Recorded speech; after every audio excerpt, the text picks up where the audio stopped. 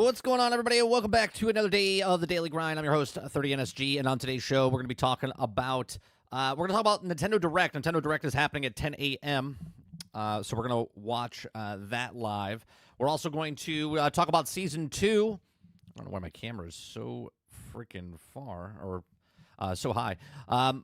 We're also going to watch Season 2, or rumors of Season 2 of Marvel Rivals, and then we're going to go over the announcement that happened yesterday, which was kind of ridiculous, kind of interesting, I guess kind of cool if you're like a huge fan of it, where Marvel or Disney, or I should say Disney/Marvel, came out with the announcement for Doctor Doom or Doomsday, Avengers Doomsday, the next Avengers film that comes out next year in 2026.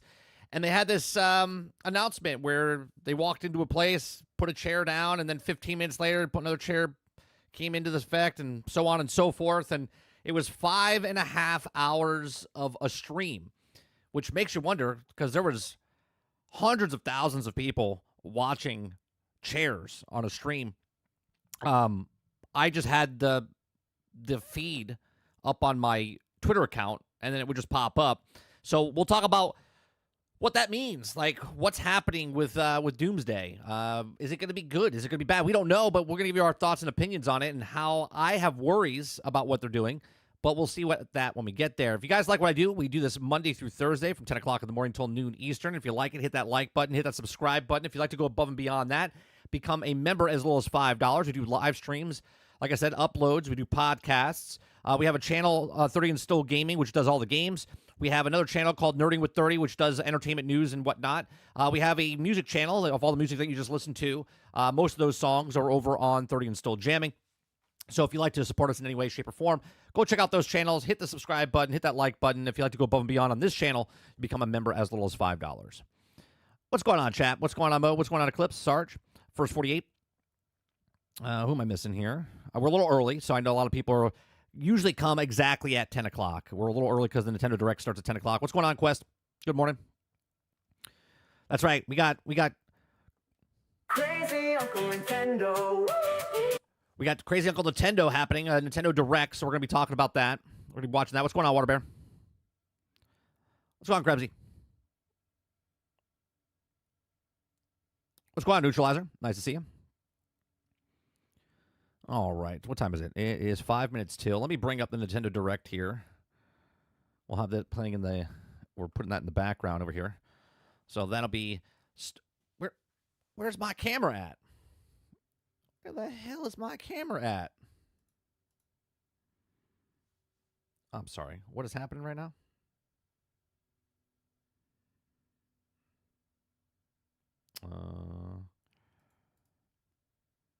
Give me 1 second.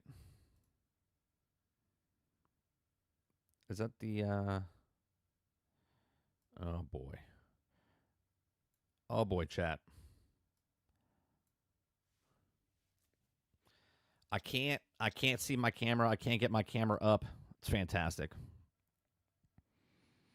Let's see here. Properties.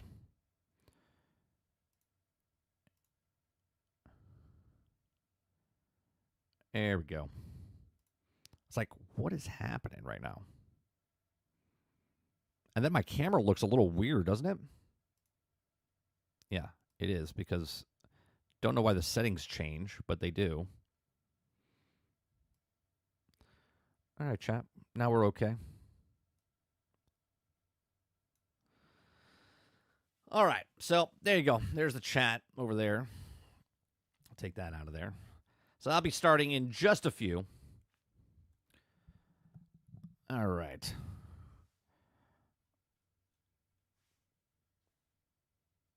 Water Bear says, Ultimate Alliance 4 confirmed as a launch title. You shut your mouth. You shut your mouth, Water. I swear to God.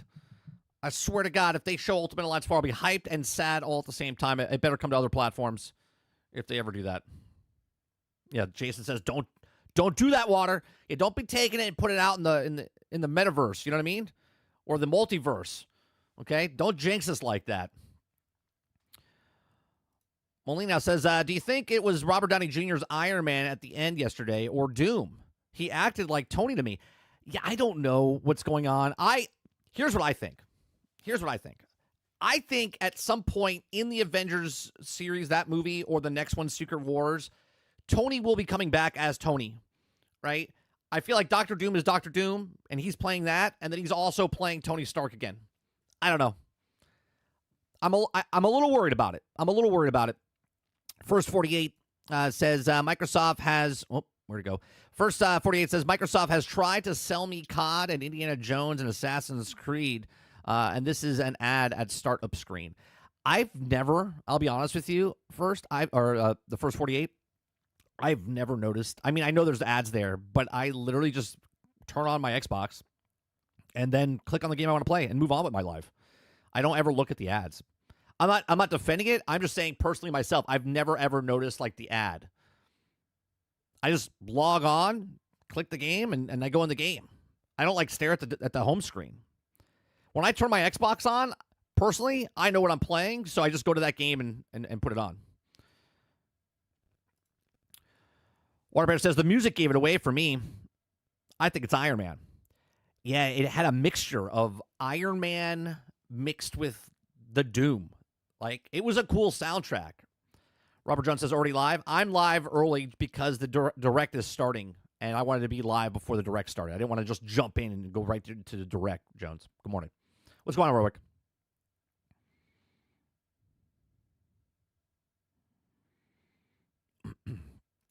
Mo says, no need to lie at all. And Lorna doesn't all yell at me at all. The plus, I haven't been there in a little. So once again, you're talking nonsense. You're not forced to watch anything. Just press B and boom, it's gone. Again, I'm not defending or on anyone's side. I've never noticed it. I literally turn my Xbox on, click on the game I'm going to play, and move on with my life.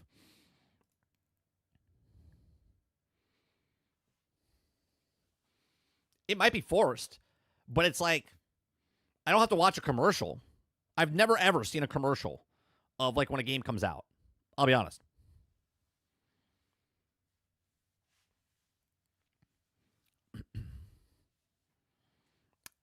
All right, here it goes.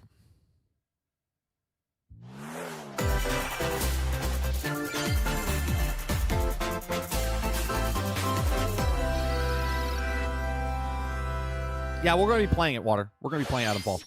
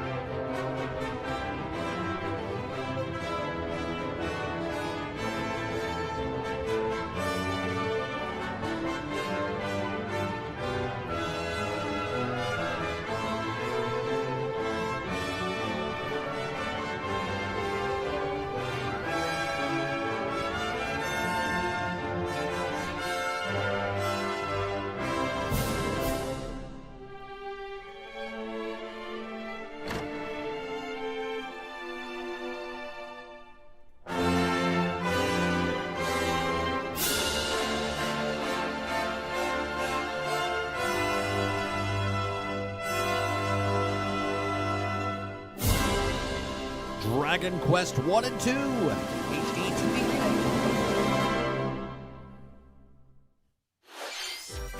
Hello everyone, I'm Shinya Takahashi, and I'll be your guide for today's Nintendo Direct.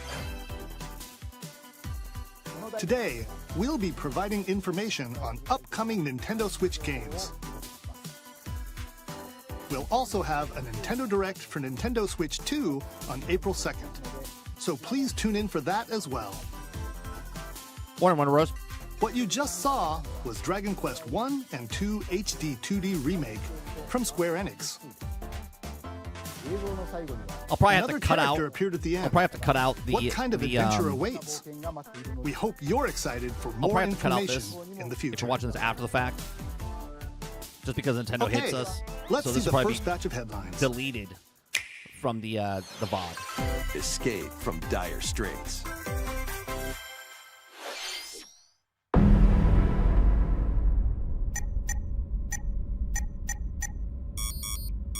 minutes until oxygen 0.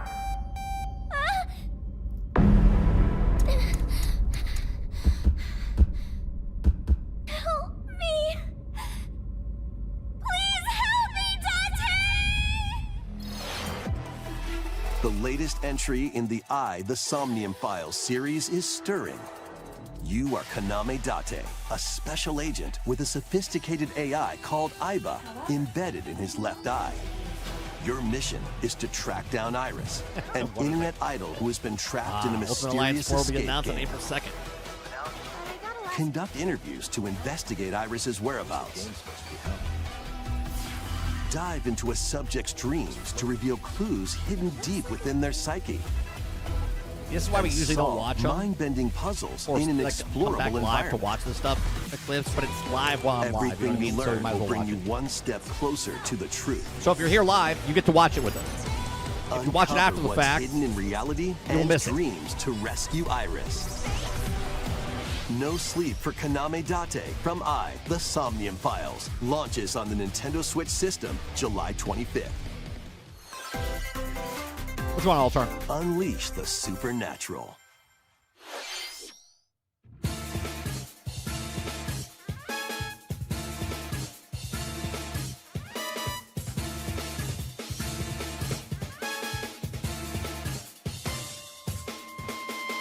A classic Atlas action RPG returns with remastered HD graphics and enhanced gameplay.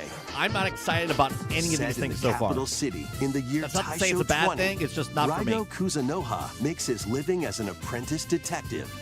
But unbeknownst to others, he also fights alongside demons as a devil summoner. To protect the capital, Raido must investigate a series of supernatural cases. Fight in real-time battles alongside demons you summon.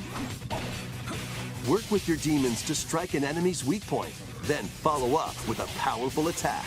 Cooperation is the key to victory.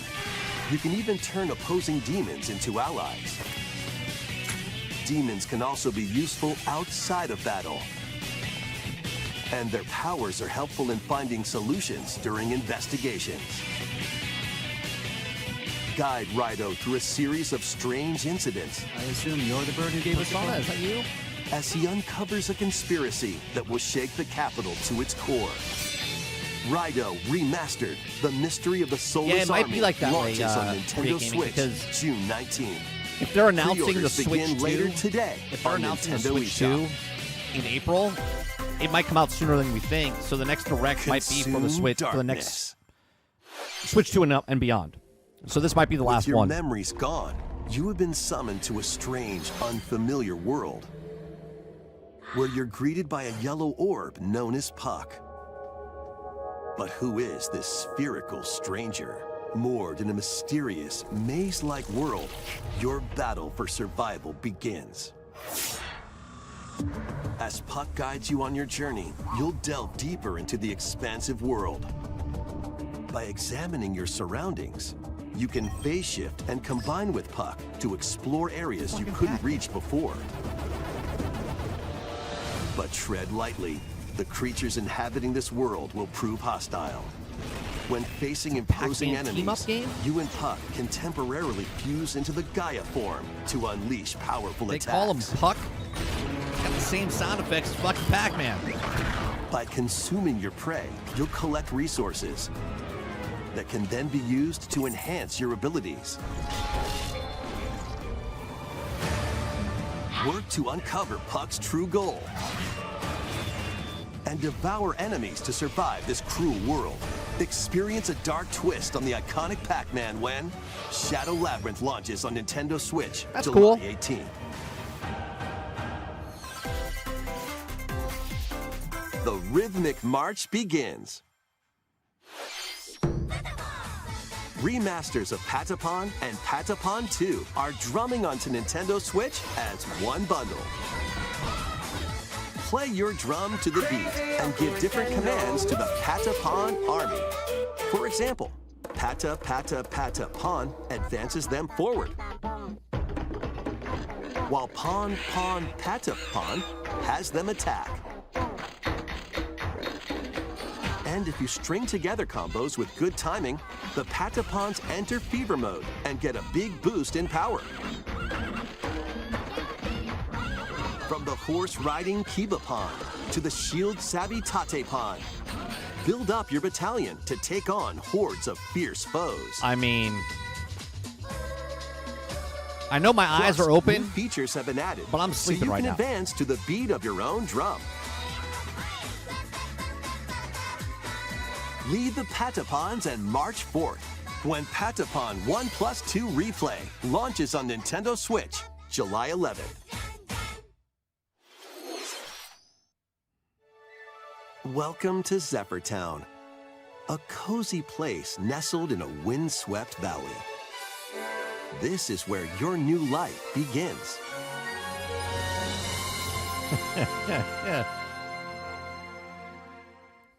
First cropping up on the Nintendo DS system, this immersive farming and life sim has no shortage of activities to get up to. Oh, you must be It's the direct. new farmer. I make fun of it because Tend I'm to your just not. I'm farm just not while a. growing crops and caring I'm for not a big animals. fan of. I'm past Nintendo. Love Nintendo. I love you, Then Nintendo. Sell your produce and But other wares these at the games town's are not for weekly me. bazaar. Me personally, not for me. I'm not interested. As bazaar sales grow, you'll help the once famous market regain its former splendor. Inspiring, honestly. You can also get to know the locals I'd like to spend more time with you. and maybe nurture a relationship if you find that special someone. Plus, taking advantage of Zephyr Town's windy conditions can make travel and other tasks a breeze. I see what you did there. I see what you did there. The winds of change are coming, and your new life on the farm begins when Story of Seasons Grand Bazaar launches on the Nintendo Switch system August 27th. Please look forward to the latest entry in the Story of Seasons series. Next, please take a look at this. No, Travis. Crazy Uncle Nintendo always has a table at the Thanksgiving table.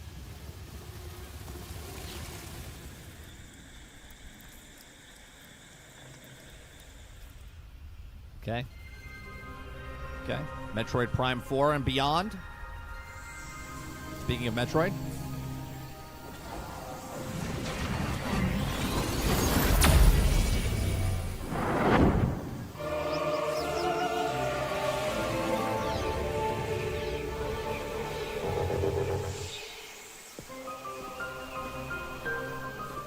This is the unknown planet Vuros.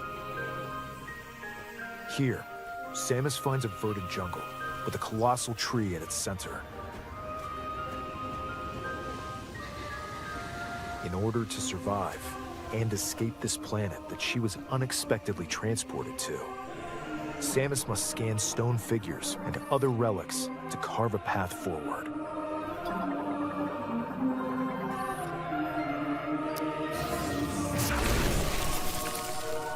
Metroid's known for action.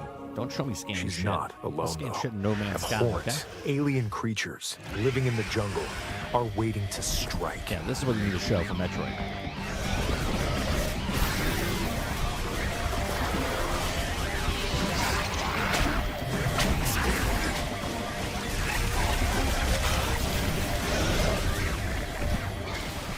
Do I remember the outrage? No. As she explores When I was a the kid and we planet, found out she was a girl, Samus is granted there mysterious was no outrage. and You're ancient like, oh powers, shit, she's a girl. psychic abilities. These powers allow Samus to operate mechanisms and to open doors. They also allow her to control the trajectory of her beams with the power of her mind. That seems OP, huh? But why were these powers bestowed upon Samus?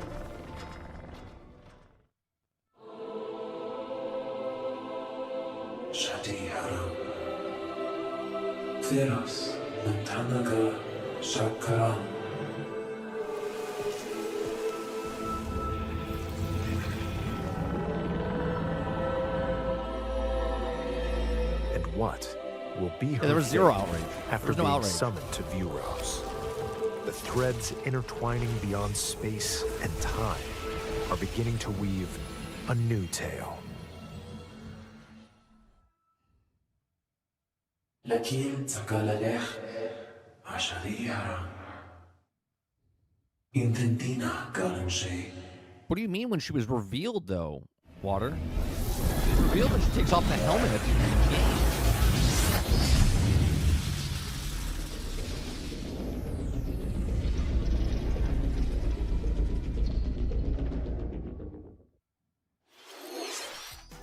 It looks like even more challenges await Samus. We hope you're looking forward to exploring with Samus's new psychic abilities. Okay, let's move on to some more headlines. Ready to stir Like the up moment some that mischief? at the end of the game of Metroid, when she takes off the Once helmet upon and we're a like, time, oh shit, there she's was a girl, drab is almost the coffee shop same that as like Star Wars transformed fans into when a Darth magical Vader said, potion cafe. I'm your father. As And the we're like, newest holy shit, potionista of there the was no cursed outrage. Cafe. If You'll the people craft are outraged concoctions for afterwards, Disney they're villains fucking retarded. And get to know them in a new light. Mix ingredients to brew all sorts of strange elixirs. Then serve them to your villainous visitors, including Ursula and Gaston. With help from Yzma, you can upgrade your ingredients to produce some wildly wicked creations. The potions you make can influence each customer's storylines, The hell is leading this? to different outcomes every time you play. Who knows what mischief might happen? Disney Villains Cursed Cafe launches on Nintendo Switch later today. Summon a spellbinding adventure.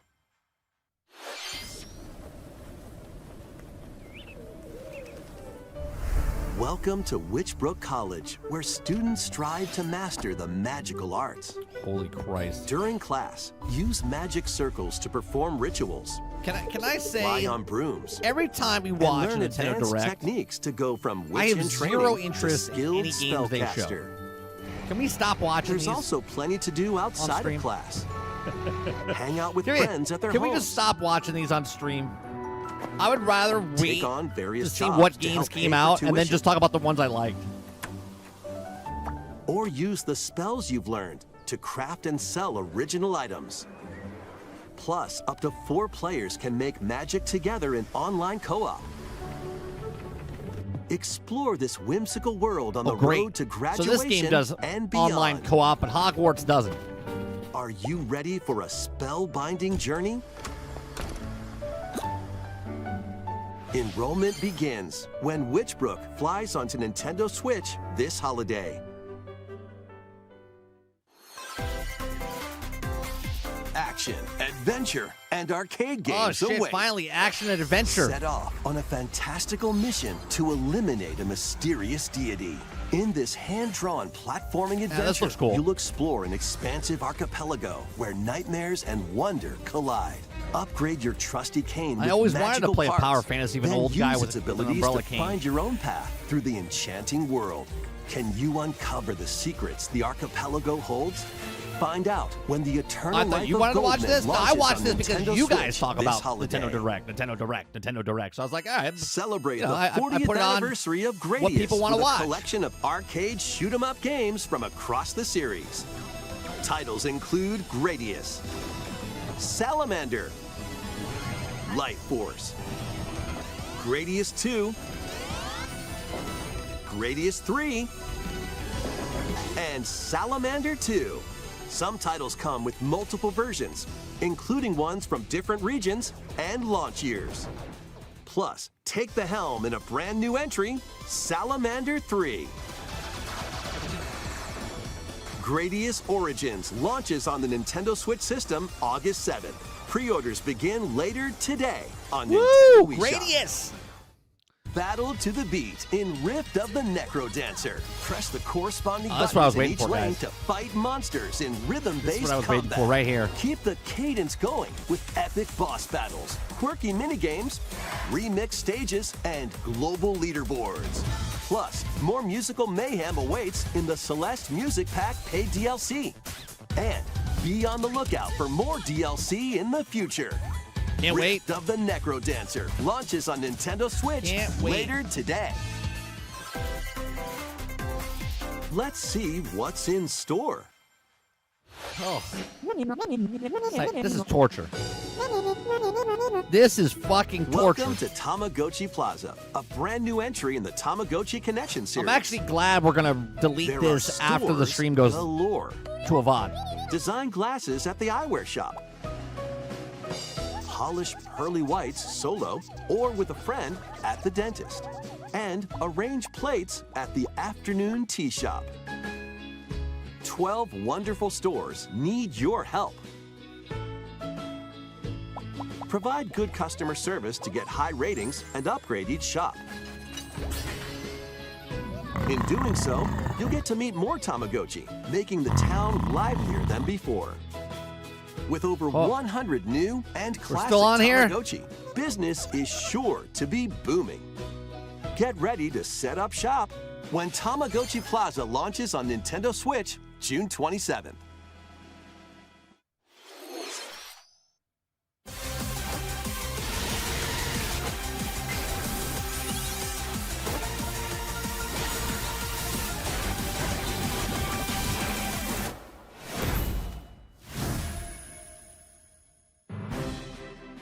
Welcome to Pokemon Legends ZA, a new title in the Pokemon series. You'll begin your adventure by choosing one of 3 partner Pokemon.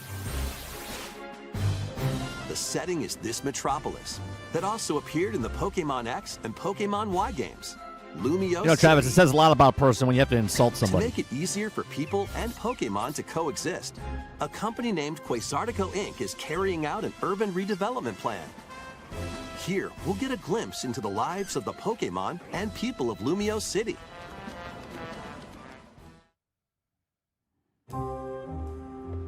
Scattered all over town are wild zones. Jack says this is torture. These areas are special Give us some Mario. environments where Show wild still, Pokemon can you're live still alive, comfortably, Nintendo. even Nintendo's within the city. Here's the funny part, Jack. We are out of You can the catch age Pokemon bracket here. for these games. The people that these are for, okay, But they might is be not hostile. us. If you sense not us. trouble, get to safety. There are Pokemon that live outside wild zones too. Some of them can even be found on rooftops. People and Pokemon live easygoing lives in Lumio City.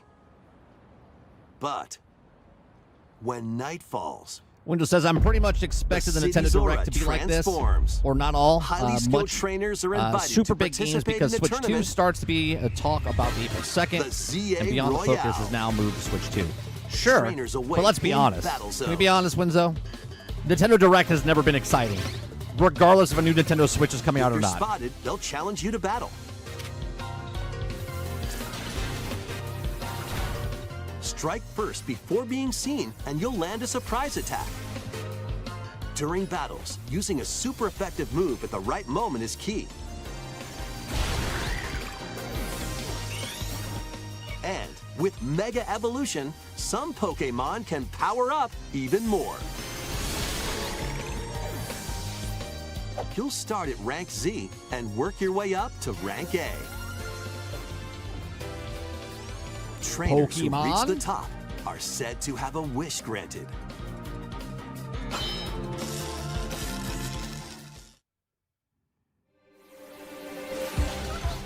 Day and night are 2 sides to Lumio City. It seems there are even more secrets waiting to be uncovered. They need a different. What will you need find a different on announcer. your adventure? It's very just. I mean, nothing wrong with the guy. Pokemon Legends He ZA fits it perfect. launches on Nintendo But to get me Switch excited, I'd be like, later this year. Pokemon Legends Z through A, available late In 2025. Lumio But City, they would never do where that. the game is set, the aura transforms between day and night. It seems there are even more secrets to uncover. Please be on the lookout for more information in the future.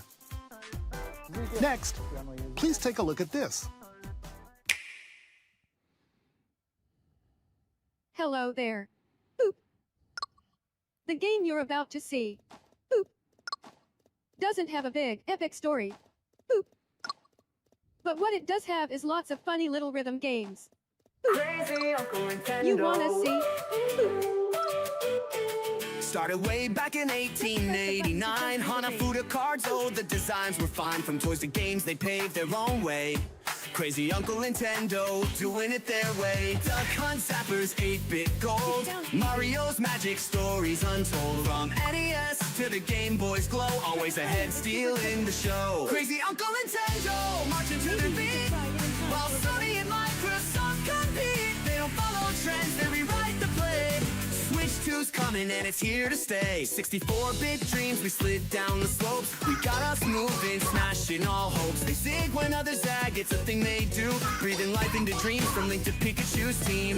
GameCube vibes, controllers so strange. Critics said no, but they just won the game. Now the Switch broke the mold, hybrid delight. And now the Switch 2's shining so bright. Crazy Uncle Nintendo, marching to their beat.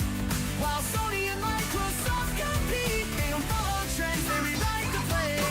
Switch 2's coming and it's here to stay. 64-bit dreams, we slid down the slopes. We got us moving, smashing all hopes. They zig when others zag, it's a thing they do. Breathing life into dreams from Link to Pikachu's team. GameCube vibes, controllers so strange. Critics said no, but they just won the game. Now the Switch broke the mold, hybrid delight. And now the Switch 2 shining so bright. Crazy Uncle Nintendo, marching to their beat.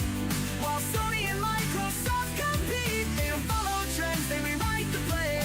Switch 2's coming and it's here to stay. While others chase frames and the highest specs, Nintendo paints dreams with their own effects. From a plumber's jump to a car's wild ride, they're the legend with fans worldwide. PlayStation and Xbox always in a fight. Nintendo's in their workshop crafting delight. Pokemon, Metroid, the worlds they grew. Crazy Uncle's magic, it's always new. Crazy Uncle Nintendo, legend of play. Innovating the future while others delay. Switch 2's the sequel, the hype is so real. Crazy Uncle Nintendo, forever ideal. Yeah, they zig while others zag, forever Any the system flag. you want. Crazy But what if digital games could be as flexible and convenient as game cards? Well, here's what we came up with. Introducing the virtual game card. In the future, virtual game cards can be used for digital games.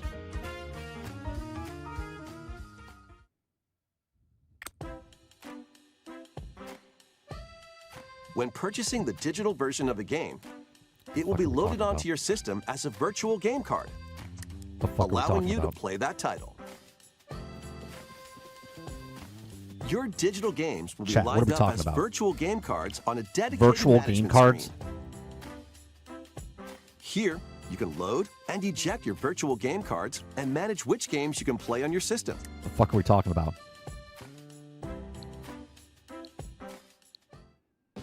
Isn't just loading a game? If you have two Nintendo Switch systems, you can eject a virtual game card from one and load it onto the second. Eject it. Eject a digital Now you can game play from this one to game the on other. The second system, wherever and whenever you want. Just as if you had inserted a physical game Fuck we card. talking about? With virtual game cards, you can freely load and arrange which games Chat, you what are we play talking into about? Two systems. What are we talking about here? Local communication with your second system is required, but only the first time.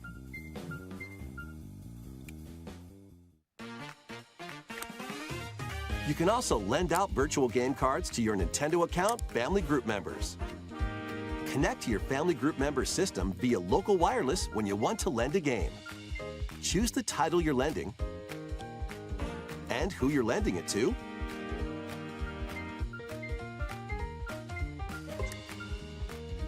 And you're done. They can now play on their own system. You can only lend one game at a time to a particular person. Games can be lent out for 2 weeks, after which they will Did automatically they just make my return to Switch you, a fucking blockbuster? making digital games even easier to use. Virtual Game Card. You can only lend out a game for 2 weeks? Get the fuck out of The here. virtual game card feature lets you swap games between Nintendo Switch systems as well as to Nintendo Switch 2 systems.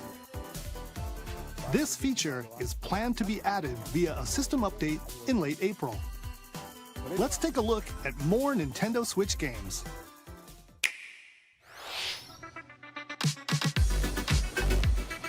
uncover history once more. An HD remaster of Saga Frontier 2 is venturing on to Nintendo Switch. Meet Gustav, the royal heir, and Will the explorer. Two heroes whose fates and legacies will intertwine across generations in this. They're not talking about the Switch 2 roadkill until April 2nd. This has nothing to do with Switch 2. Experience the original story, along with brand new events that expand the vibrant world of Sondale. Yeah, it's stupid, Krebsy. Not only can you only, like, after the 2 weeks, I can just give it to you again. But I can't share it with, like, 2 people. Like, and one transfer game, stats to I can't allies share with, through like, the multiple parameter people, right? inheritance So I can only share system. one game at a time. After finishing the main story, you can test your mettle and might against even more powerful bosses. What histories will you uncover through the ages? Saga Frontier 2 Remastered launches on Nintendo Switch later today. Monumental adventures await. Embark on peaceful journeys across this series of beautiful puzzle games. Wander through isometric worlds filled with stunning landscapes to manipulate, optical illusions to discover, and mystifying secrets. Zero. to I wouldn't even unfold. get the Metroid, I'll be honest In with you. Monument Water. Valley, I'm lead the personally over silent Metroid. Princess Ida in her quest for forgiveness, while outsmarting But if I did the buy a enigmatic game, it would be Crow Metroid. people. A different journey awaits in Monument Valley 2. Guide Ro in her adventure through motherhood as she and her child unlock the secrets of the sacred geometry. Both games contain all their additional chapters, add-ons, and DLC. The first 2 Monument Valley games launch on Nintendo Switch April 15th. Pre-orders begin later today on Nintendo eShop. And help Noor on her journey to restore the world's light in Monument Valley 3, setting sail on Nintendo Switch this summer.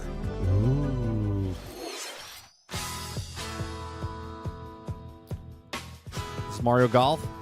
Nope. A brand new entry in the Everybody's Golf series is driving onto Nintendo Switch. Aim, time your button press just right, and take your shot. Nice shot. Perform backspins, side spins, They're trying to make and golf other exciting. special shots. Do backspins, front spins, In the single-player hit the ball challenge mode, with the compete club, in tournaments and bounce face up off and down, against a and watch range of boots rivals bounce. to become the ultimate golfer. In Wacky Golf, your shots could get pulled into holes, or obstacles might fall. It's golf that's not quite par for the course. Up to 4 golfers can hit the fairway together locally or in online play. So just relax and get ready to tee off. Everybody's Golf Hot Shots lands on Nintendo Switch this year.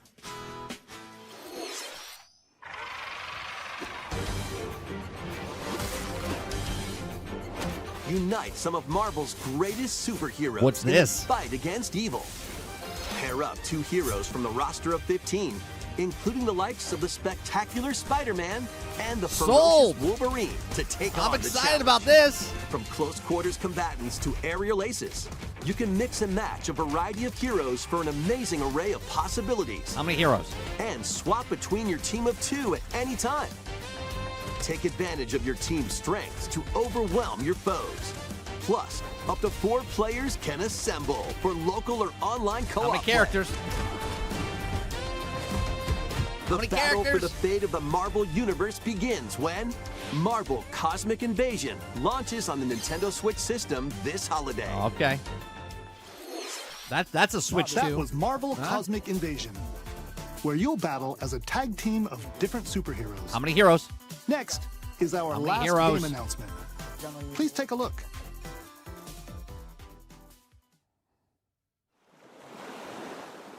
That's the only game I would buy with water right there. That's the only game. I'm a bubble. Tornadoes off on G plus than yesterday. Hopefully that's coming to all systems. Hopefully that's not just on the Switch. I'll go with my collection of the Turtles, the G.I. Joe, all the rest of them that are coming out. I'll buy that. Mo says 15 heroes? Not enough. Not enough, Mo. Did you look it up? Did they say 15? Tomodachi Life, living the dream. What the fuck is this? Crazy Uncle Nintendo.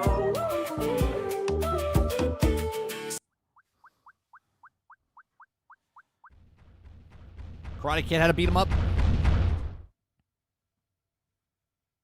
Did you want to talk? Aw, It's made by the people that made the Teenage Mutant Ninja Turtles? glad that was only a dream. That was Tomodachi Life, Living the Dream, the first new entry in the series in over 10 years. In the trailer, we saw Mii characters living on an island out at sea. This is fucking Animal Crossing for your What memes. kinds of interactions do you think they'll have? We hope you're looking forward to it. Thank you for watching today's Nintendo Direct so far. Thank God they showed Marvel's Our Invasion. final announcement is something a little different that's not a game. Here's Mr. Miyamoto to not a introduce game. it. Hello, I'm Shigeru Miyamoto. We're going to sell you cardboard Thank again. you for watching today's Nintendo Direct. Since 2011, Nintendo Direct has delivered Nintendo news directly to you. And now, these presentations have grown into an event that many people watch. Thank you all very much. We'll continue to broadcast Nintendo Direct presentations, but we're also launching a new channel based on the concept of delivering information to you directly. This is a smart device app called Nintendo Today, which functions like a daily calendar. In the app, you can view different Nintendo events. We will also be delivering all sorts of content about Nintendo games and characters This is pretty every smart day. right here. After the Nintendo Direct for Nintendo Switch 2 on April 2nd, news about Nintendo Switch 2 will be delivered to you daily and directly through the Nintendo Today app as well. Nintendo Today will be available to download on smart devices later today. Yeah, cut out the middleman. Anyone with a Nintendo account can use the app, so please try it out. There you go. That's all I have to share. I hope you enjoy using Nintendo Today.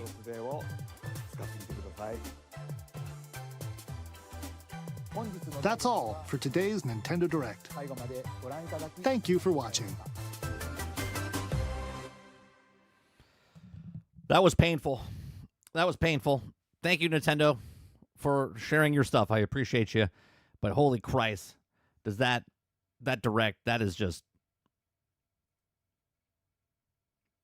Sorry, Krebsy, I left your thing up here for like 20 minutes. Oh my God. Thank God we saw that Marvel game. And let's be honest, that bar is not set very high, but thank God they showed that game. That was painful. That felt way longer than it should have. Yeah, it was bad. It was bad. Yeah, thank God. Thank God for that. All right, let's see. What was that called? Marvel Invasion?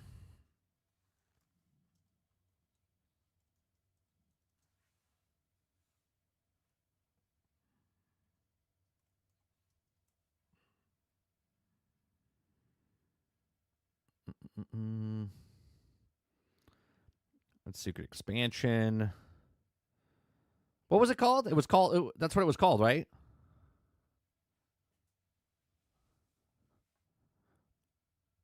You put in Discord? Okay. Thank you very much.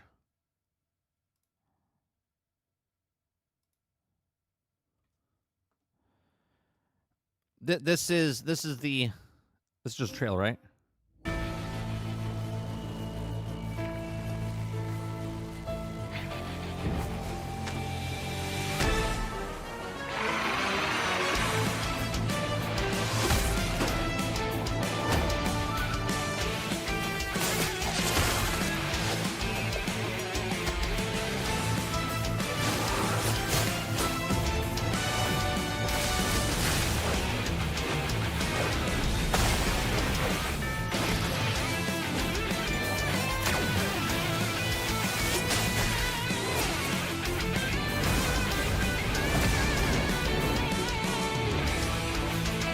This is a good intro. Good intro.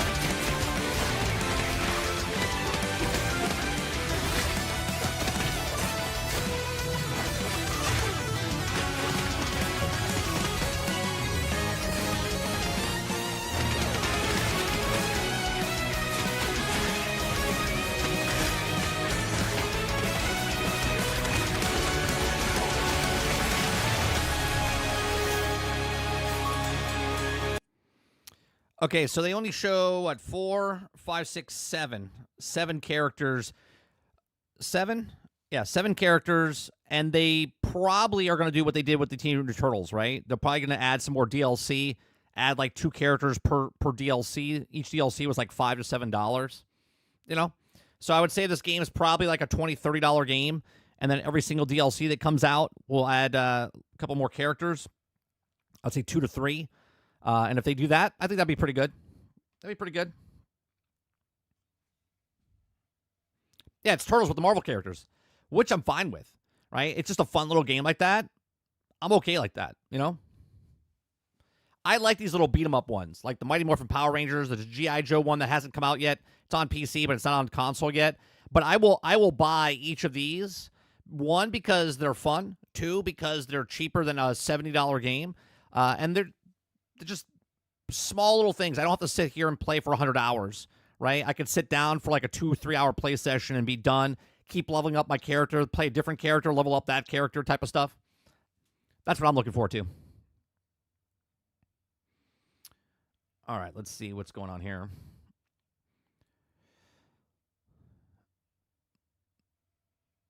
$15 during the direct. Yeah, it's a good game. So it's 7 there, 15 total.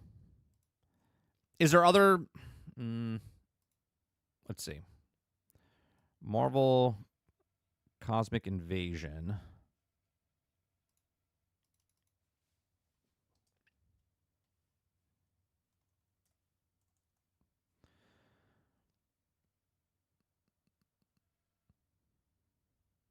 No, they don't have anything yet.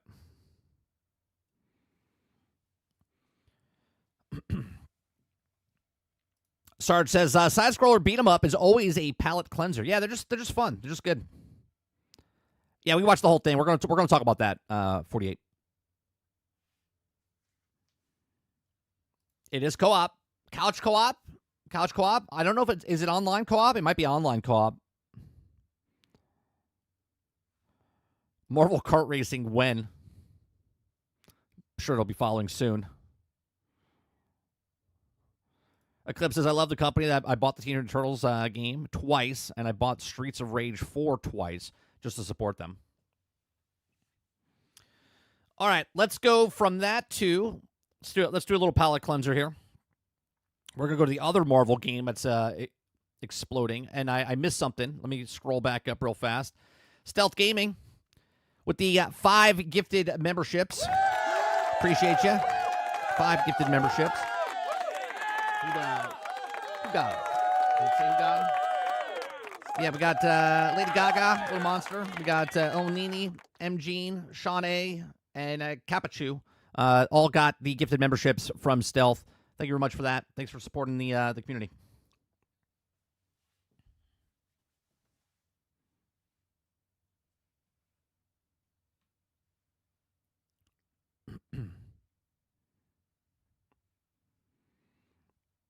Travis says, I posted it in general. Tell Mike to show it.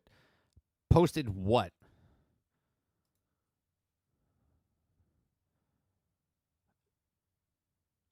The Marvel Cosmic Invasion?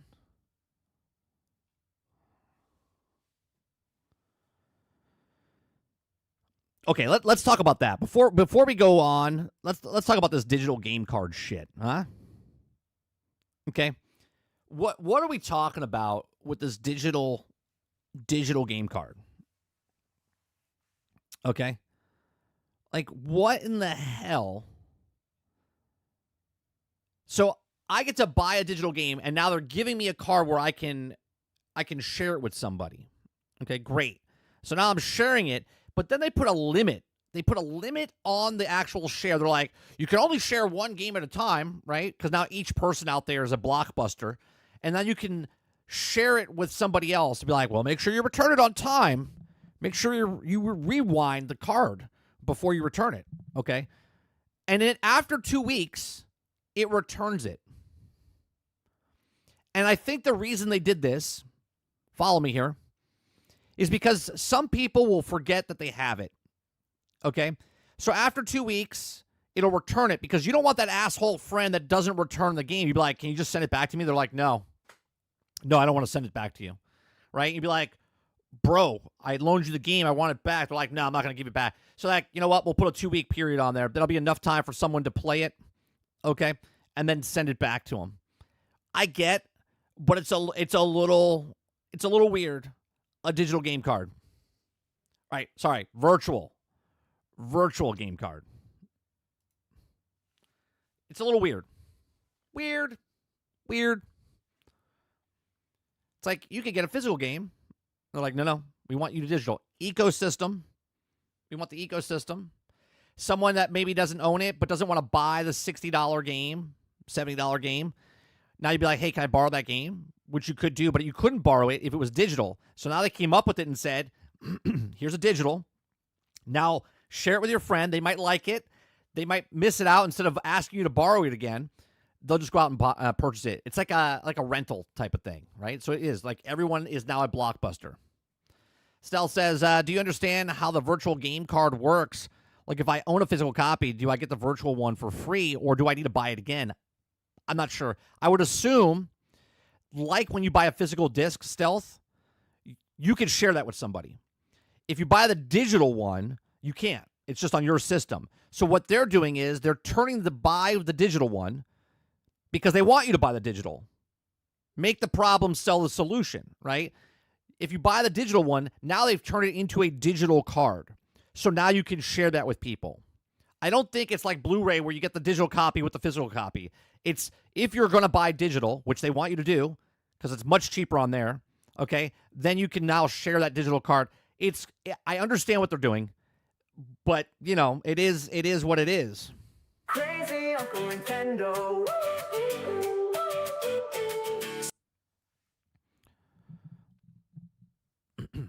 World says digital games can be shared for the first time ever. It'll be good for me and my boys. No, I get it, Worlds. I just think it's weird that they put a time limit on it. They're like, you can only do one game at a time. We don't want you to go out and send it to 20 different people that have, right? What it's promoting is go buy more Switches, right? How do you sell a little bit more Switches? If you have one Switch, you have to share it now. Now you can go buy multiple Switches, buy the game once, and then share it between. So, like, if you have multiple games, one of your kids is playing one game, they're sharing it to the other account, right? I totally get it. It works, right? I'm making fun of Nintendo, but at the same time, that's why Crazy Uncle Nintendo works, right? Everyone goes one way, they're going the other. They came up with digital cards that you can share with people. It's going to sell more Switches. It might even sell more Switch 2s, okay? And then on top of that, it lets people share their games that they wouldn't before in the digital ecosystem. Eclipse says, yeah, this is becoming the future. Like example, Steam, you can also have a family on your account, so they can also use your games if you want everyone to be digital, right? They definitely want you to be digital. Okay, they want you in the ecosystem. Mo says it's not that simple, Mike.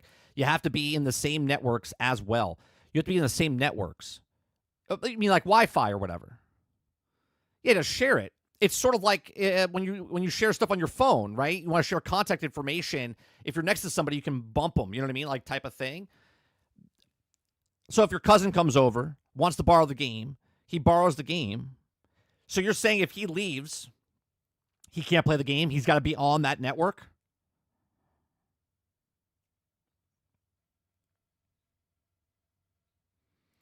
World says, oh, for sure. But then you have to wonder if there's like a cooldown or when you can share that game again. It says one game, that game one at a time. That's what it said in the video. So if, let's say I want to share Mario Wonders, I can't share it with two people. I can only share it with one. It didn't say that maybe you can only do like 2-3 games at a time. Not sure.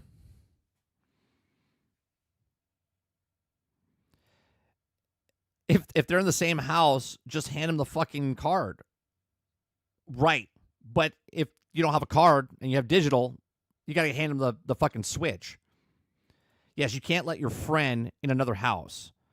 So you can't let your friend in another house. Even if he comes over, downloads it, and then goes back to his house, he can't play it?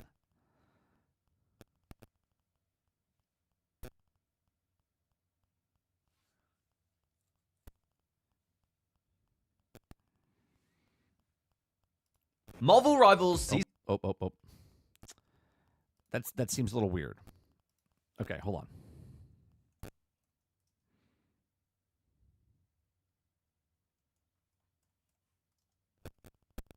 Why is my... It's like... It's making, like, static noises. I don't know why.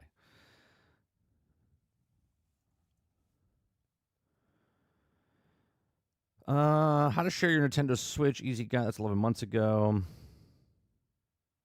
2022. This game share. Everyone's talking about this game share virtual. Here, 21 minutes ago.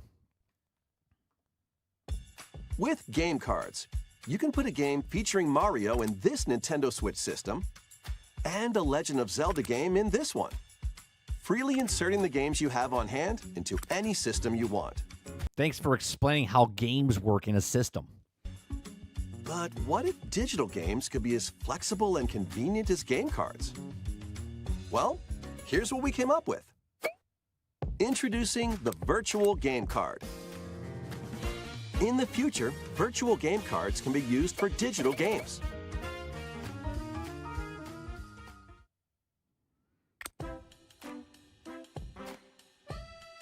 When purchasing $70.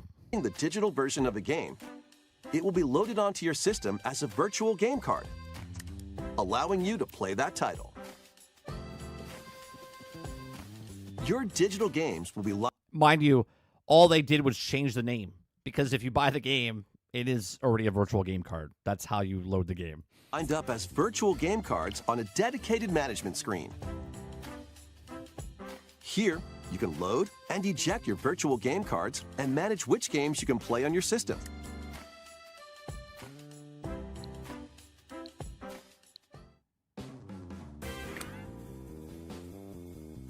If you have two Nintendo Switch systems, you can eject a virtual internet connection is required only when loading or injecting game card from one and load it onto the second. Now you can play this game on the second system wherever and whenever you want, just as if you had inserted a physical game card. With virtual game cards, you can freely load and arrange which games you play on up to two systems. Two systems. So obviously, if you have four people in your house, you all own a Switch, you could all share one game up to two systems, or just two systems linked? Local communication with your second system is required, but Okay. only the first time. Only for the first time. Local, only for the first time.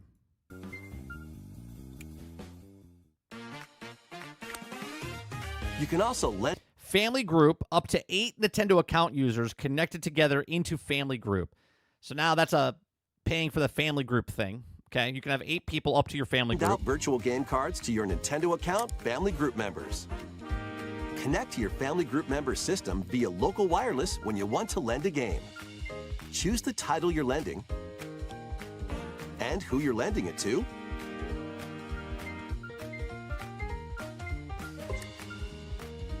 And you're done. They can now play on their own system. Amazing.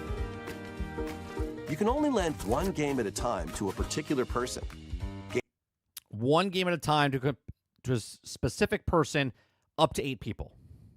Games can be lent out for 2 weeks, after which they will... That's just weird to me. I know why they do it. I'm telling you. But then again, if it's only family members, then your friend wouldn't dick you over. You know what I mean? Automatically return to you, making digital games even easier to use. Virtual Game Card.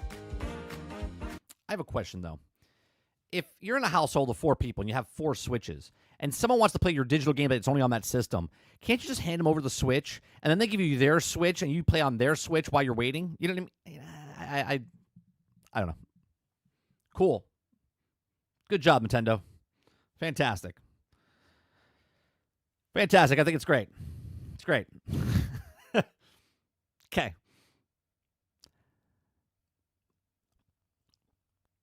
Yeah, it's partitioning your hard drive. It's just.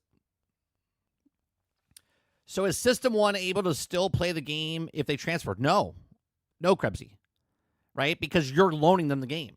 You have one game. It's like it's a physical disc. If you give the physical disc to someone, you can't play it because you gave them the disc. So in the virtual game card, that's what it is. They've turned it into a game card. Now you can share it. But if I share Super Mario Wonders with you, then I don't have it on my system anymore to play. It removes it from mine, puts it on yours. They don't want you to get 2 copies. No way. Yeah, no, it's literally making it into that digital game.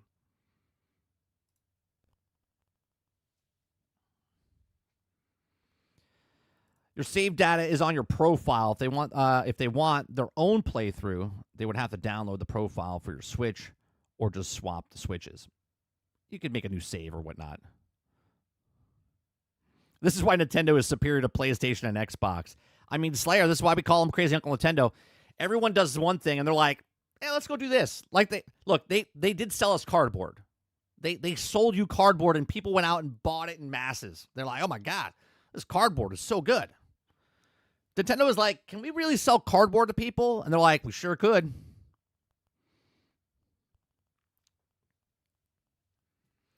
Krebsy says, oh, so this is Nintendo saying F physical media.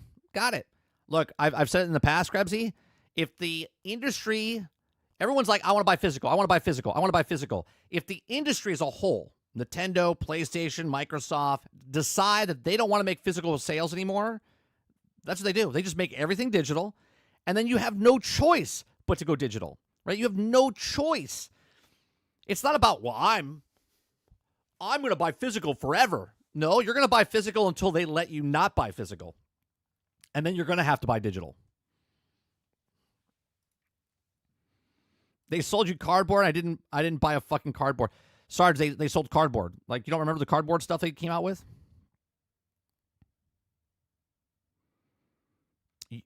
Travis, what, did you live under a rock? Come on. What do you mean? You didn't know about the cardboard stuff? What are you talking about? You're not a gamer. Sorry. If you do not know that Nintendo sold cardboard before you came into this channel, then you're not a gamer.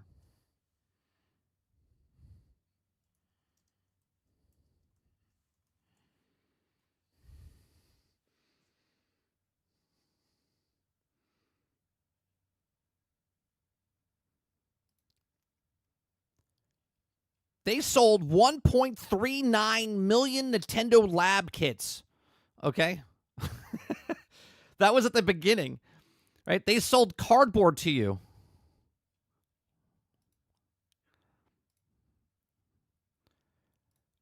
Here, just put that in perspective for a second. Okay? Hold on. Let me go back. Let me find the picture.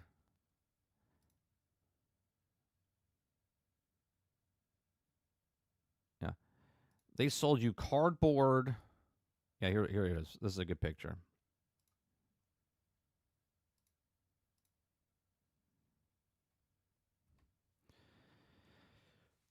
They sold you cardboard, and people were ecstatic about it. They're like, oh, my God. Look at that. They made a fishing rod.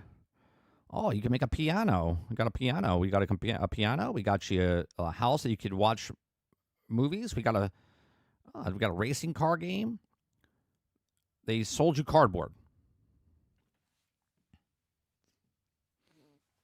And this sold more. This sold more than Concord. Amazing. It's amazing.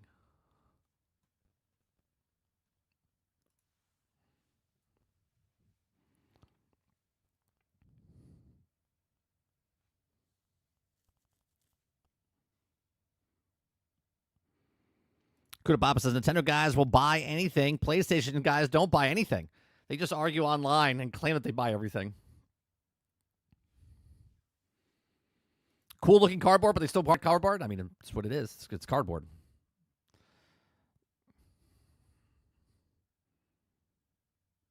And let you know that okay, Nintendo Labo drive kit was $90. $90. They sold you, not only did they sell you cardboard, but they sold you $90 cardboard.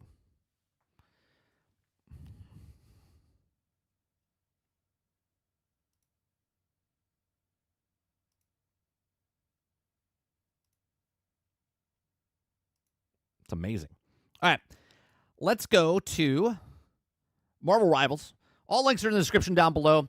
If you guys like what I do here, we do this Monday through Thursday. We just cover news stories, have conversations. If you like it, hit that like button, hit that subscribe button. If you'd like to go above and beyond that, become a member as little as $5.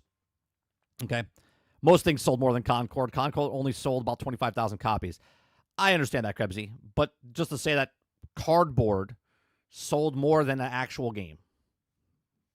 Just saying. I mean, technically, Nintendo sold more cardboard than actual sales of Assassin's Creed. Just saying. As of right now. As of right now, anyway. All right, so Season 2. All Season 2 teasers in Marvel Rivals. Here, let's watch this. Description and link is in the description down below.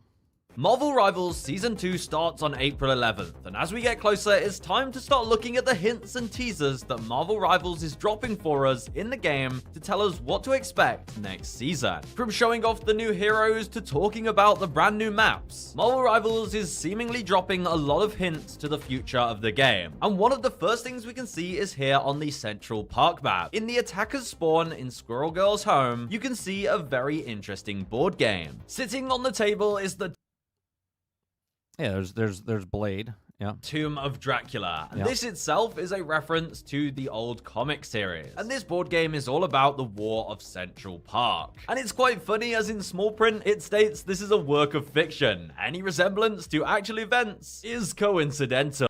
The fact that they put the actual stuff on the box like that to read is ridiculous.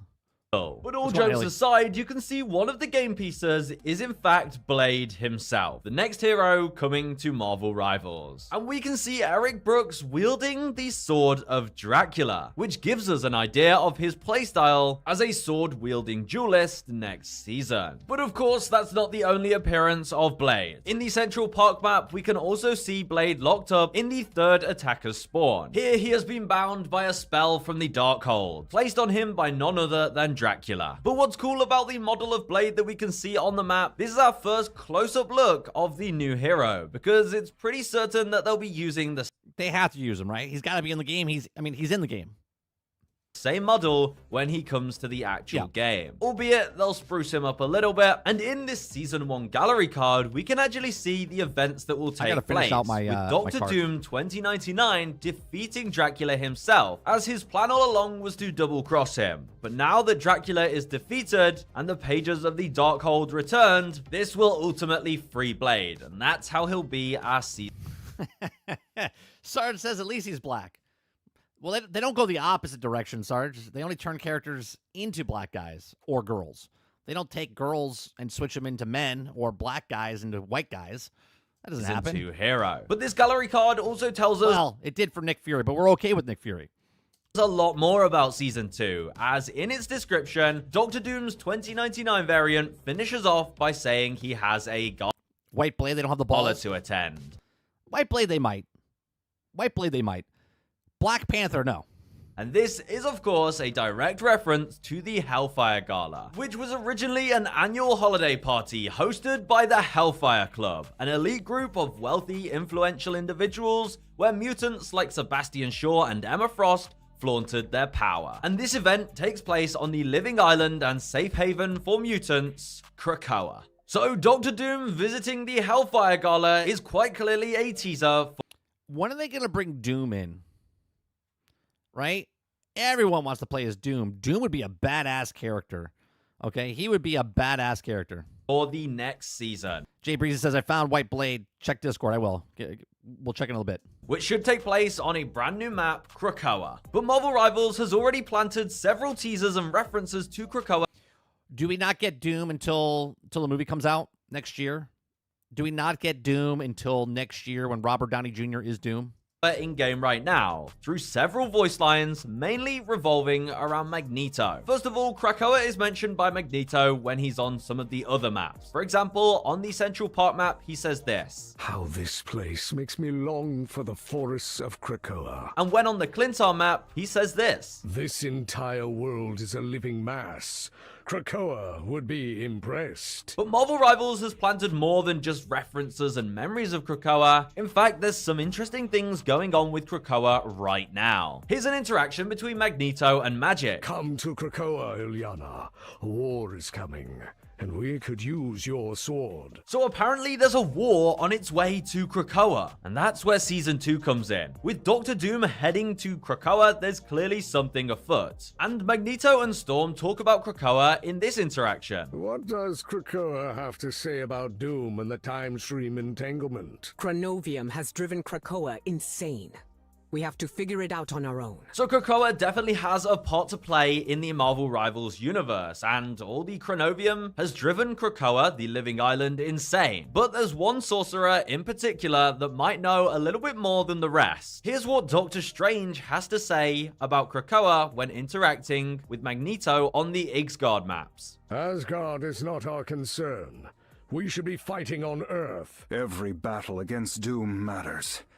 You'll find that out when Krakoa gets to this timeline. "How do you..." "You can see a lot from the astral plane." That's right, Doctor Strange literally says in this voice line interaction that Krakoa is on its way to this timeline, the Marvel Rivals timeline, and that's all I needed to know. This map is on the way. Now, in the Marvel Rivals lore, the Cerebro is also on Krakoa, which of course is the device used by Professor X to amplify his telepathic abilities. He's coming in Season 3. This has actually been broken, and we can see the broken Cerebro as a spray in the Galacta's Cosmic Adventure event. And when you claim this spray in the event, Galacta says a small comment and wonders who will end up fixing the Cerebro. And that seems like it's a teaser to more of the Season 2 lore, or even the next hero that could come and fix it. So who is the other Season 2 hero? Well, fans are theorizing that it could either be Emma Frost or Ultron, and there's teasers for both of these heroes in-game. First of all, Emma Frost is the queen of the Hellfire Club, and she has direct ties to starting the Hellfire Gala, so it would make sense that she is linked to Season 2. And on the New York Midtown map, there are Hellfire Club posters scattered all around the map. So could this be teasing Emma Frost? I love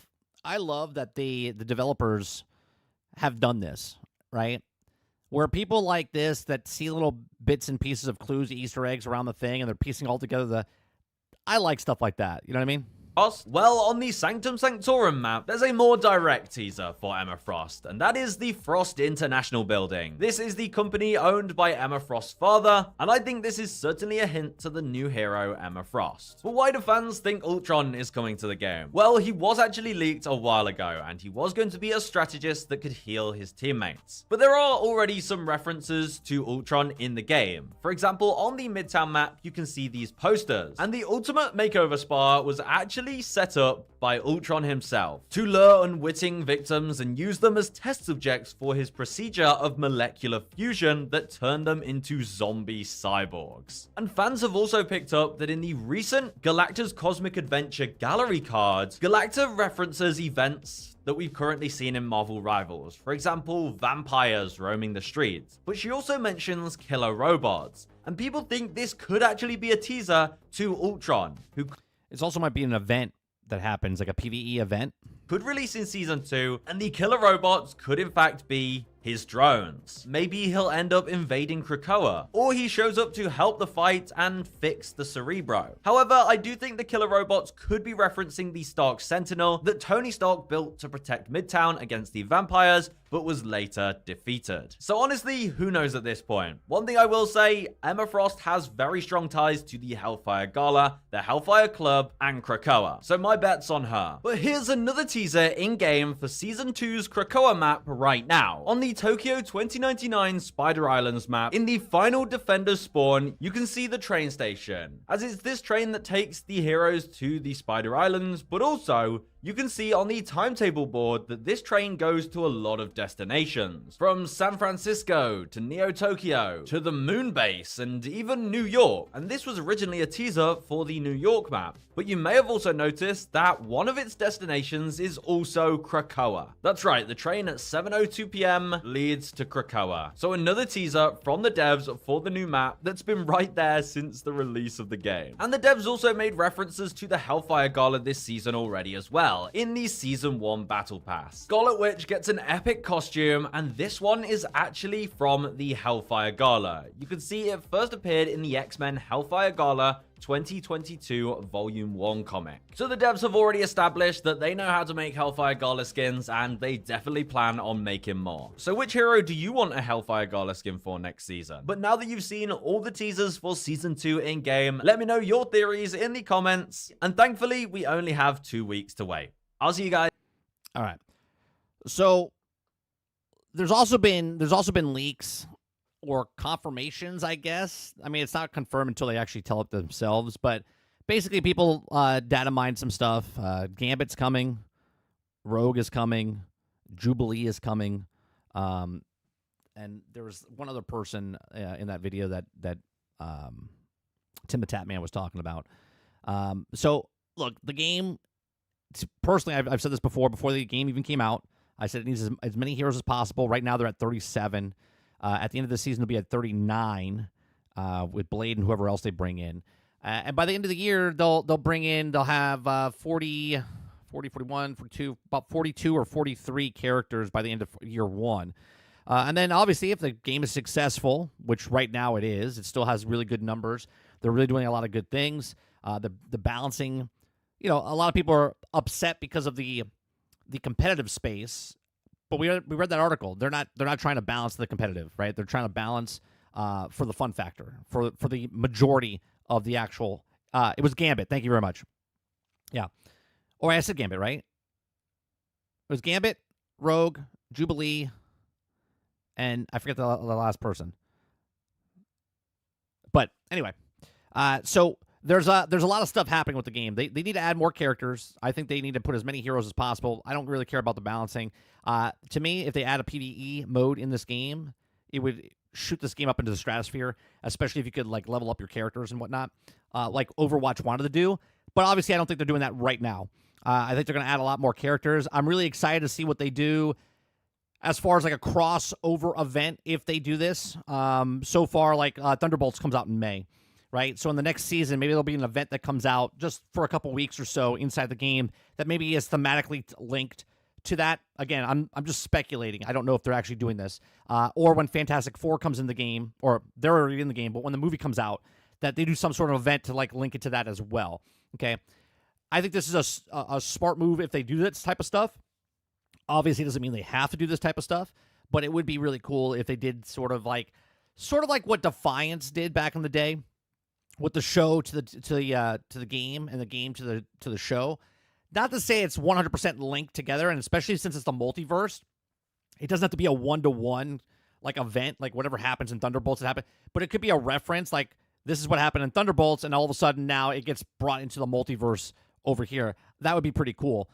These are my thoughts. Let me know yours in the comment section down below. Are you still playing Marvel Rivals? I kind of slowed down on it myself. I beat the season pass, and usually when I complete something, I kind of slow down off the stuff. I still have to get enough, but since I beat the season pass, I bought the season pass, and now for the remainder of the stuff, because I unlocked all the things I wanted to unlock, but I have a couple more, but I don't need to rush because it's my season pass now. Once you buy it, it never expires.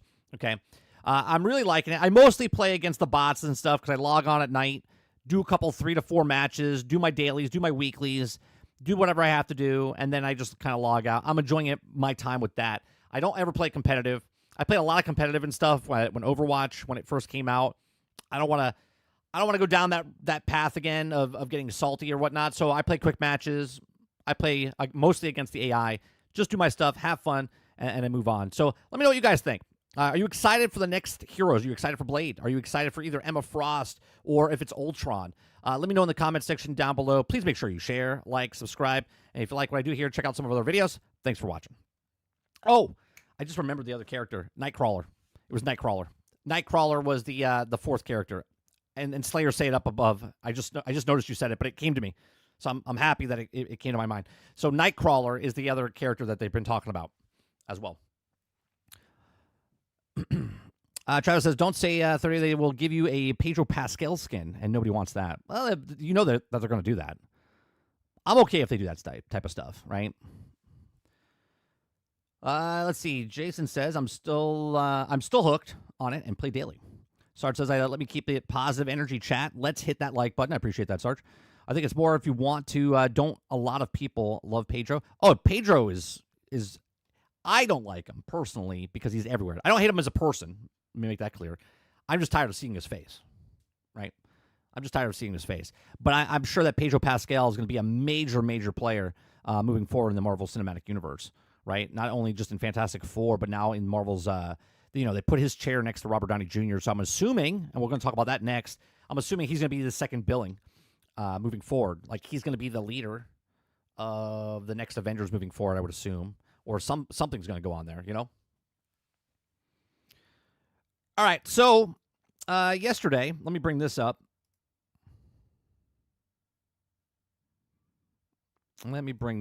We have Marvel. So yesterday, let me bring this. We can't play the music. They'll hit me for that. Okay. So yesterday, while we were live, they started this early. Okay. This was actually, say what you want, it's genius. I think it was stupid, but at the same time, it was very, it was epic. It was a way to do it, but from a standpoint of entertainment, they could have sped it up a little bit. It was a 5.5 hour long stream yesterday. Okay, 5.5 hour long stream. And all they did was someone came in, plopped down the first chair, and it said Chris Hemsworth. Okay. And then for every 15 minutes after that, they kept just adding another seat to the thing, and then the dolly pulled back and it showed the next thing. Okay. It was like, and you have to think about this from a marketing standpoint. You got to think about it. What they did yesterday, hundreds of thousands of people tuned in to watch a chair, to add to another chair, to yet another chair, and people wanted to speculate and do all these things. And here is what I've always said, right? People, like, yes, you're binge watching, right? You're sitting there for 5.5 hours, you're uncaptivated, but if you break it apart, right, and you do the one chair, people wait, and then they start talking in between. They're like, who do you think the next chair is going to be? Who do you think the next chair is going to be? Who do you think the next actor is going to be? And it was sort of like a really cool moment where the fans were getting back into what Marvel's doing, okay? I say this all the time with TV shows and movies, right? You need to separate them. Stop binge watching stuff.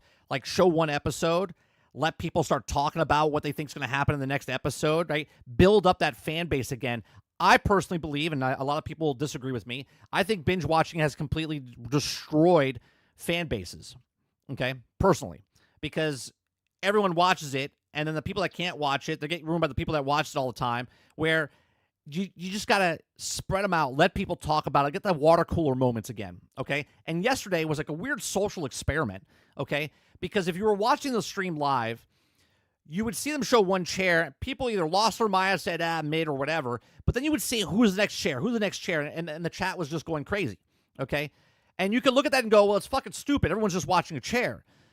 But at the same time, the people that like the movies or want to love the movies again were all there watching and seeing who was the next person that they're going to announce. And then when they did, they're like, oh, and it was like a little fun little game, right? For 5.5 hours. Now, there's a video here that they speed up the process, okay?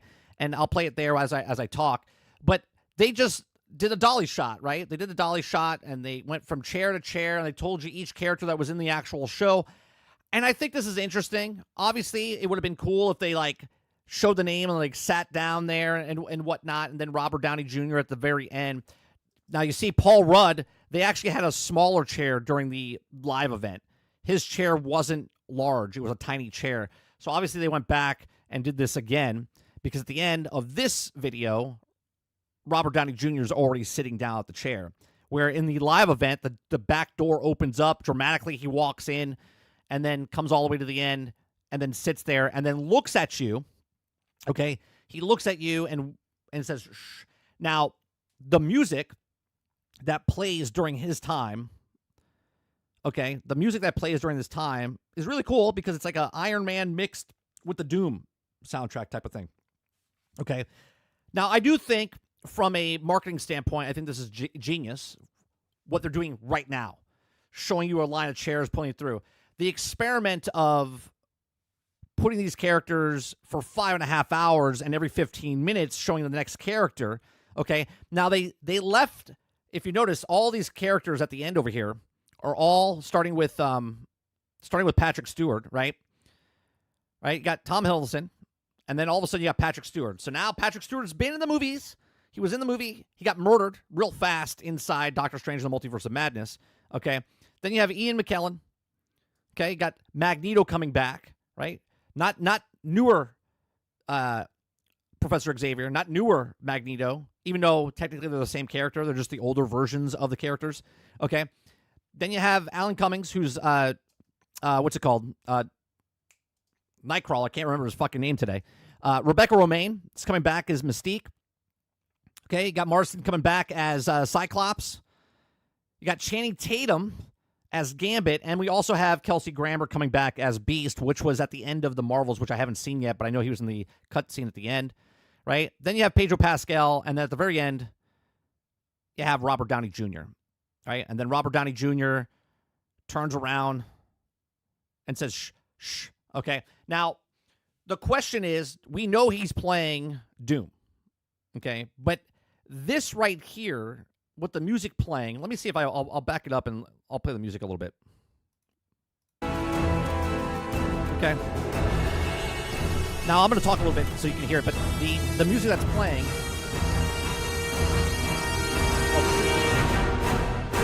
Oh, this is different music. The music that played yesterday, when it moved from one to the next, was playing the Iron Man song, and then it was playing a Doctor Doom type of thematic thing over it. And it was cool. It was cool. So is Robert Downey Jr. not just playing Doom, but is he also playing Tony Stark from a different multiverse or whatnot, right? It'll be very interesting to see what happens. Now, let's talk about how I feel about the X-Men, okay? I get good vibes because I'm an X-Men fan. I love Marvel X-Men. I love the movies back in the day. I was in my late teens, early 20s when the movies started coming out, okay, with Hugh Jackman and all them, okay? I like those movies. But I'm also a Star Wars fan. And what they did to Star Wars, same company, it's Disney, okay? And what they did to the Star Wars characters with the traditional nostalgic characters of Carrie Fisher, Harrison Ford, Chewbacca, R2, C-3PO, and Luke Skywalker, they basically destroyed those characters and used them as nostalgia bait. Okay, nostalgia bait for what this is, right? Let me set this on loop. Can you loop this? Yeah, I can loop it. Okay, we'll let this loop while I'll talk. So I'm excited that the X-Men are back, but at the same time, I'm very concerned because they showed 27 characters. 27 characters. Actually, instead of showing this, what I'll do is I made this yesterday. Okay. I made this yesterday. There it is. Okay. So I made this picture yesterday. I posted this up on Twitter. Got a lot of attention. It's got like 70,000 views, whatever. That's huge for me. Okay. So I made this yesterday. And I thought it was cool because I put him on one side and all the characters on the other to see all the characters. There's 27 characters in total for this movie. Okay. If the movie's 2 hours long, okay, if the movie's 2 hours long, Infinity War, I believe Endgame had Endgame had 38 characters, if I'm not mistaken. I looked it up yesterday. Infinity War might have had more, right? But I looked up Endgame. It was like 38 characters, but I think that's because everyone died or whatnot, and they came back at the very end. But my problem here, Krebsy, is that there's 27 characters If it's a 2-hour movie, 2.5-hour movie, that's like 4.6 minutes per character. Okay? And there's a lot of characters here that you look at and you're like, who cares? Okay? Like, don't get me wrong, right? M'Baku, great character, okay? But nobody cares. How much time is he getting on screen, right? People might like Shuri as Black Panther. How much time is she getting? How much time is Namor getting? How much time is Shang-Chi getting? How much time is Falcon getting, right? Or Captain America, right? Then you have the Nostalgia Bait crew, okay? You got the Nostalgia Bait crew here, which is Beast, Professor X, Magneto, Nightcrawler, Mystique, Cyclops, and Channing Tatum's Gambit. Why did it work in Deadpool and Wolverine is because it was kind of secretive. They didn't really promote it ahead of time who was in there. And if you watch the film, you'll know the cameos that are there, and you're like, it's pretty cool. And you know what I mean? But now they bring these guys back. 27 characters. Are these coming back to get us to come back to the theater and be like, yeah, they're showing us the X-Men? 100%. 100% is why they're in the movie. Okay? But how many people have to die? This list, a lot of them have to die, right? A lot of them are going to either not be shown, be killed off. Another problem I have with doing this announcement the way they did it is this bottom section right here, okay? And I did this on purpose. I sorted them out in the actual, like, films and whatnot, okay? We got the old school. We got only one Avenger left, right? This is called Avengers Doomsday. There's only one Avenger. One. Two with Paul Rudd, but really one of official original Avengers left, okay? Then you have Loki, you have Ant-Man, okay? You got the C squad here of replacements, okay? You got the old school beloved X-Men characters, and then you got these guys. The unproven, okay, Sentry we haven't seen yet. Winter Soldier we love, right? John Walker as a U.S. agent, okay? Red Guardian, he's there, but we don't really care for him. Ghost, no one gives a shit about. And then we have the secondhand Black Widow that nobody cares, right? They like Florence Pugh, but they don't really like this character, okay? So this is the Thunderbolts. Now, the Thunderbolts are coming out in May. Yet they showed the entire cast, basically. I think there's one person missing, if I'm not mistaken, which I think is Taskmaster, right? So maybe Taskmaster dies in Thunderbolts. My point is, this movie comes out next year, May 1st, 2026. Thunderbolts comes out this May, and Fantastic Four comes out in July. So all of a sudden, they showed all these characters, so now Thunderbolts the movie is kind of just like a throwaway, sort of like what Luke Skywalker does and just throws the lightsaber out behind him. Because now you know everyone survives. There's not any kind of drama going on here, okay? Regardless of whatever happens, they all die. Let's say they all die in Thunderbolts. Something massive happens, and all of a sudden they die. They go through a portal or whatever. You're like, oh, my God, what happened to them? Well, you already know. They're in Avengers Doomsday, okay? Then the Fantastic Four. Obviously, the Fantastic Four is not going to die, okay? But my point here is you're watching the Fantastic Four, and no matter what happens, oh, my God, are they going to save Earth? Galactus is in the trailer. Are they going to save it? Are they going to beat him? Are they going to get transported to this multiverse? Well, the answer is yes. The answer is yes because they're in this movie as well, okay? It's not like there's this, right? It doesn't matter if it's not necessarily because it's the multiverse. They're moving over, okay? They're moving over regardless. So they could all die, but it doesn't matter because now we know they're coming back in this film. My point is they could have waited in July after the Fantastic Four movie came out, after Thunderbolts came out, and not shown any of this and do this event that they did yesterday in July. End of July, beginning of August, you still have 10 months to promote the film for Avengers Doomsday, okay? That way it wouldn't have ruined anything, okay? But now the cat's out of the bag. So now you're like, it's almost like what James Gunn did with the new DC universe he's building. Okay? He told you that the Flash movie doesn't matter because they're resetting everything, right? So basically, he destroyed what people could have saw that because if they thought it was attached, it would have been attached. But it's a standalone thing. Shazam failed because of that thing. Aquaman 2 failed because of that. Because everyone's like, oh, we don't care about this because they're not really attached anymore because he's starting over, right? Little different, okay? Little different, but at the same time, not. But that's my biggest thing, right? So we have the nostalgia baiting with the characters from X-Men.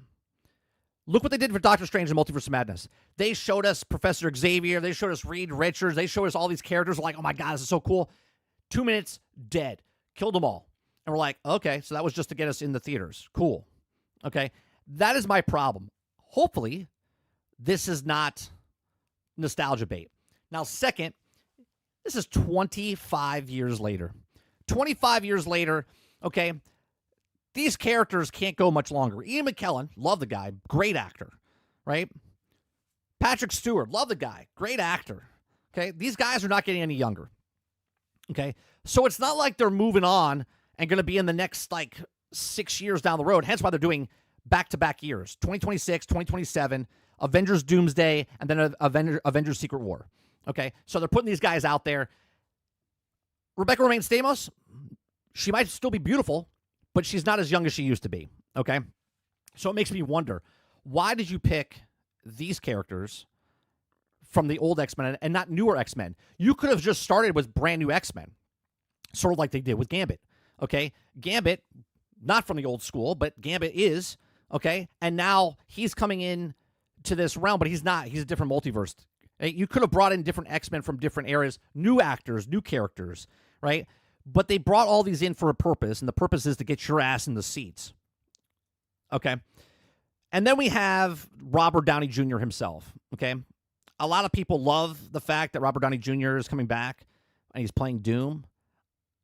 Before you announce these X-Men characters, I thought the same thing that I just told you about nostalgia baiting is bringing him back in.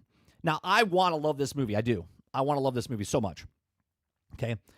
But leading up to this, I have a video on my Nerding with 30 channel, okay, talking about the writing of why the old characters between Thor, Captain America, and Iron Man compared to the new characters. It's been 6 years since Endgame, okay? 2019 is when Endgame came out. And that was the end of that chapter of Phase 3 going into Phase 4. Since that time, okay, there's supposed to be more characters announced, okay? So much so when I searched on Google, okay, we have other characters here that haven't been announced. And look, Avengers Doomsday, 2026, cast. Okay, now again, these are not confirmation, but we have Chris Evans, right? We have Tom Holland. We got Haley Steinfeld. Okay, we have Miss Marvel herself over here. Okay, we have, who else are we missing over here? All these people are announced. Charlie Cox, Oscar Isaac, Haley Atwell, right? Cumberbatch, Mark Ruffalo, Aquafina, no one gives a shit, okay?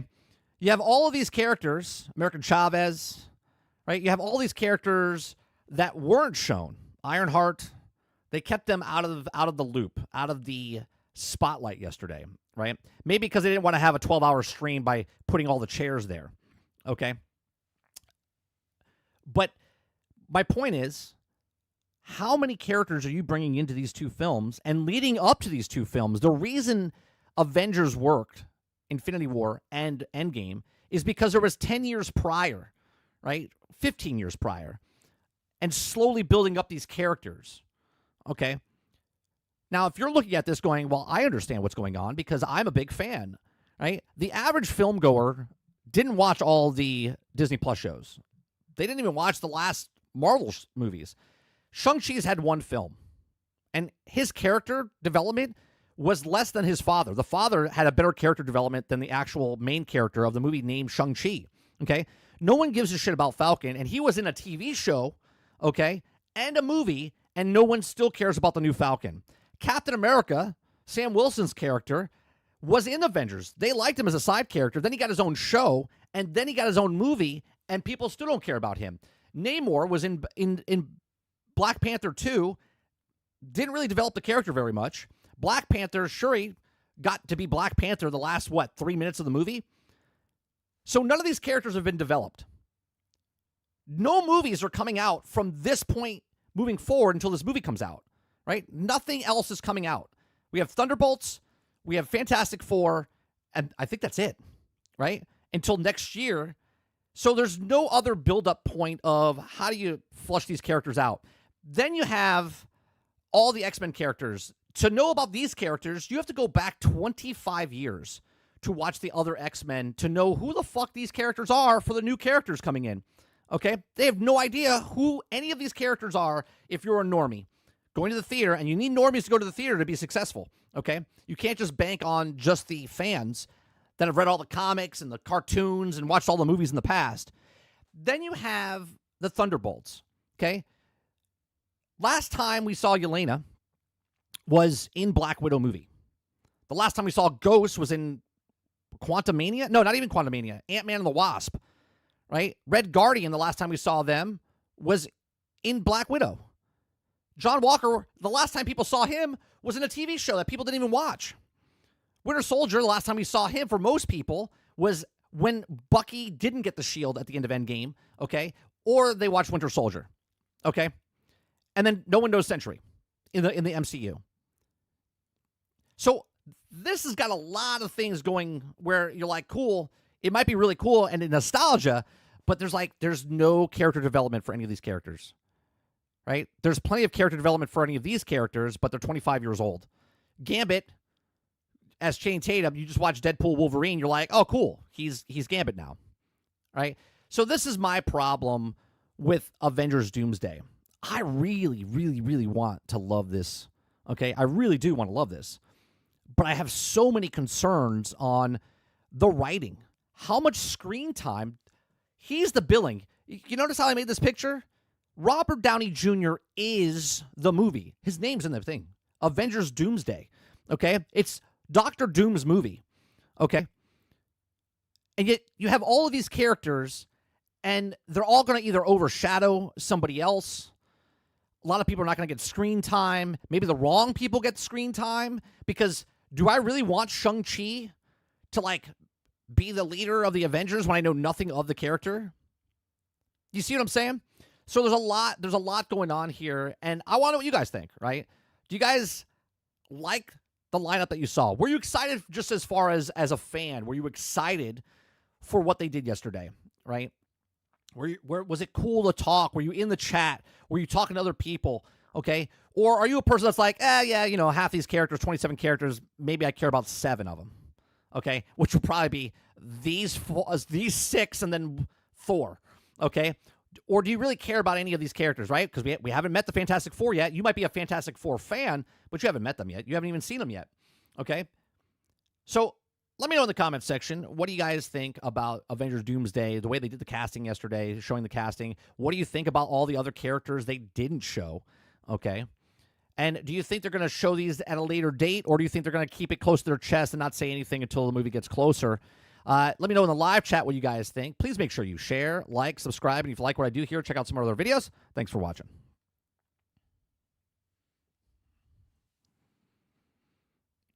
All right, let me see what you guys are saying here. You want me to look into Discord, Jay Breezy? Who did you put in?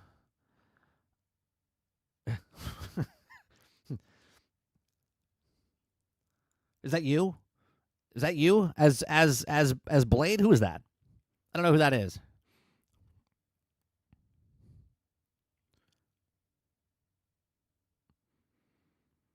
Argus says, I definitely saw leaks of Corona Professor X for the game, so I guess, all right, you're talking about Marvel Rivals. Slayer says they probably should have released announcements after Thunderbolts released.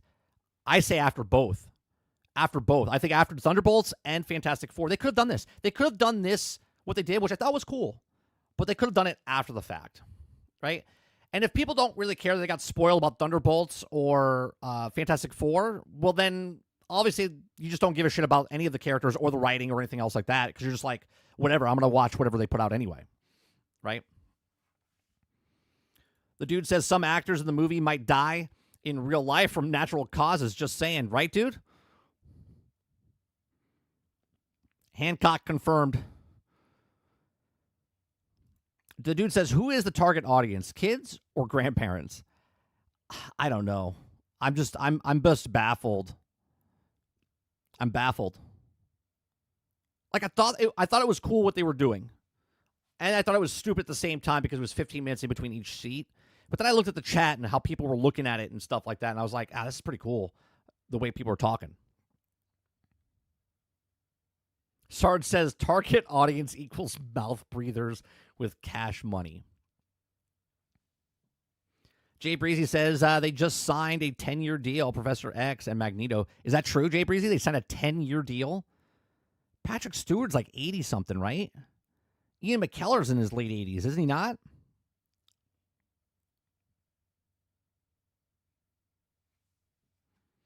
Travis says nostalgia is a hell of a drug.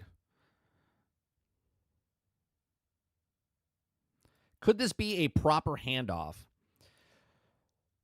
Like you're saying, Mo, this is like the reset button that Avengers Endgame couldn't do.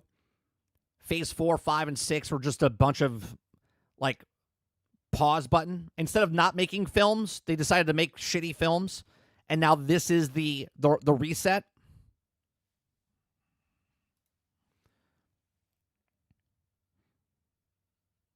Jay Breezy says RDJ is the new Batman.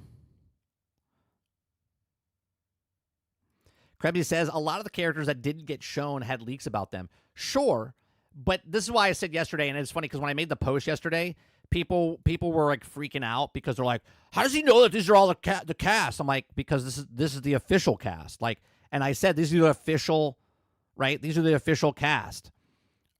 I didn't say the whole. Like, this is all the characters that they showed yesterday, the officially. Okay, so everyone else is just hearsay until they're not, which happened all through Multiverse of Madness, which happened all through Spider-Man Multiverse, you know what I mean? Like, all of that stuff. Dude says no one gives a shit about Aquafina. Aquafina Water Company leaks?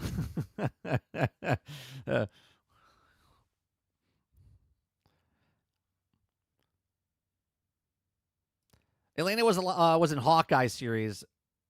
We last saw her. Okay. Wait. Did that come out after Black Widow or before Black Widow? Did Black Widow come out before? I guess it did. Yeah, Black Widow came out before Hawkeye. Point even, though, Slayer. Like, you had to watch Disney Plus to even know who the fuck she is if you didn't watch, because no one saw Black Widow. Nobody saw Black Widow. Black Widow literally came out on Disney Plus, and then the next time you saw Elena was Yelena was on Disney Plus Hawkeye. Nobody fucking saw her. They're like, who's this girl? Marvel could be washing hands with Thunderbolts and Fantastic Four and using Doomsday as a Secret Wars as the new launching point. Fantastic Four and Thunderbolts, I think, are very hard connected to this, okay? Because of the character that's, I don't know the villain, pardon me, I forget who it is in Thunderbolts that they're going up against. Major player in what's happening with the multiverse stuff. And Fantastic Four is I think, ending / starting point. I don't think Fantastic Four is a throwaway. I don't. I think it's it's like a prequel to, it's the last movie, technically the first movie, right? It's the last movie, but technically the first movie of this. So it'll be very interesting to see what happens. And the only thing I'm pissed about is that they kind of ruined those two movies by showing the cast here. They could have showed anybody else. They could have not shown any of the Thunderbolt characters or the Fantastic Four characters. Just show the X-Men characters. Just show the other characters. And they would have been fine. If they took away the Thunderbolts, that's 3, 6, that's 10 characters. They should have showed 17 characters. I think people would have been fine.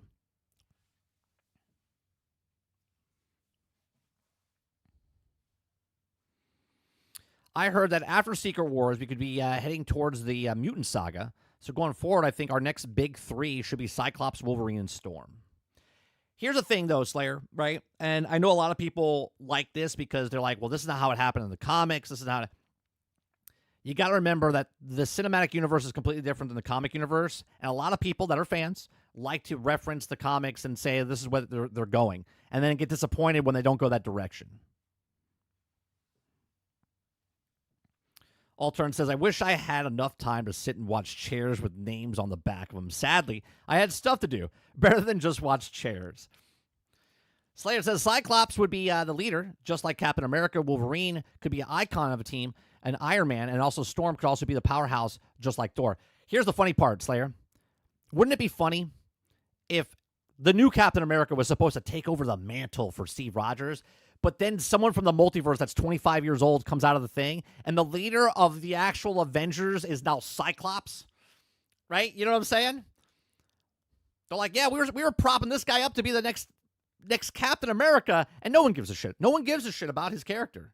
Why? Because his character is written bad. This is not anything against Anthony Mackie himself. It's about the writers and what they did with his character. They did nothing. They did nothing with his character.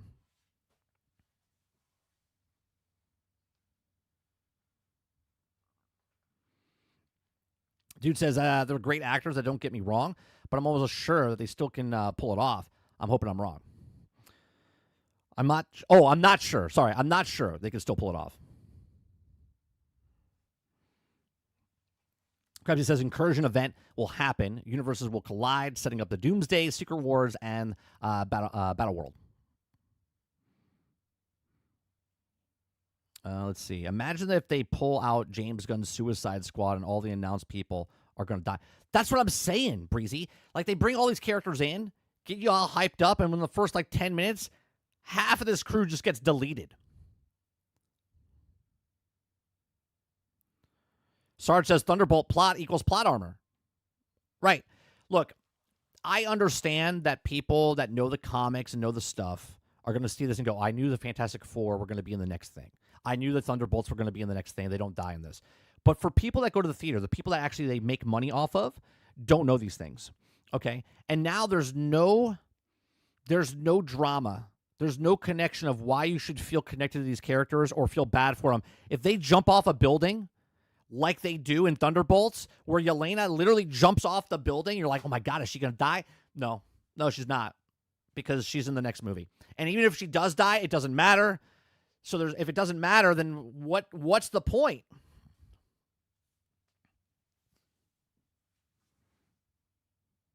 Like, imagine in Star Wars, Obi-Wan Kenobi gets slaughtered gets slashed, dies, right? We know he becomes a Ghost Force, but he doesn't die. He just comes back and he's just, hey, what's going on, Luke? I thought you died. Nah, I didn't die, right? Like, that shit's stupid. It takes away all of the drama that's happening of, oh my God, like, this guy died. Nothing matters anymore. You're like, he could be dead. Like, even in the chat yesterday, all the time I saw it, okay? They're like, oh, Black Widow. Black Widow's coming back. Black Widow's coming back, right? They can bring her back. Why? Well, multiverse. So it's like, what is the point? There's zero drama. And if there's no drama, then people are just like, that was a cool popcorn flick. That was cool. Travis says, 30, you know what would be really funny if the reveal of Steve Rogers is back and the first thing he does is punch Sam. That's for killing my franchise. Yeah, that would be funny. Thunderbolt's villain is the Void. Thank you. The Void is the dark counterpart of Sentry.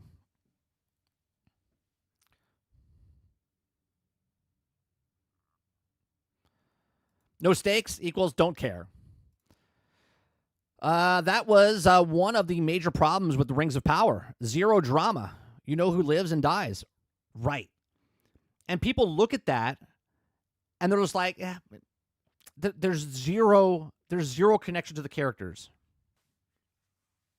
The more drama I had for what for breakfast.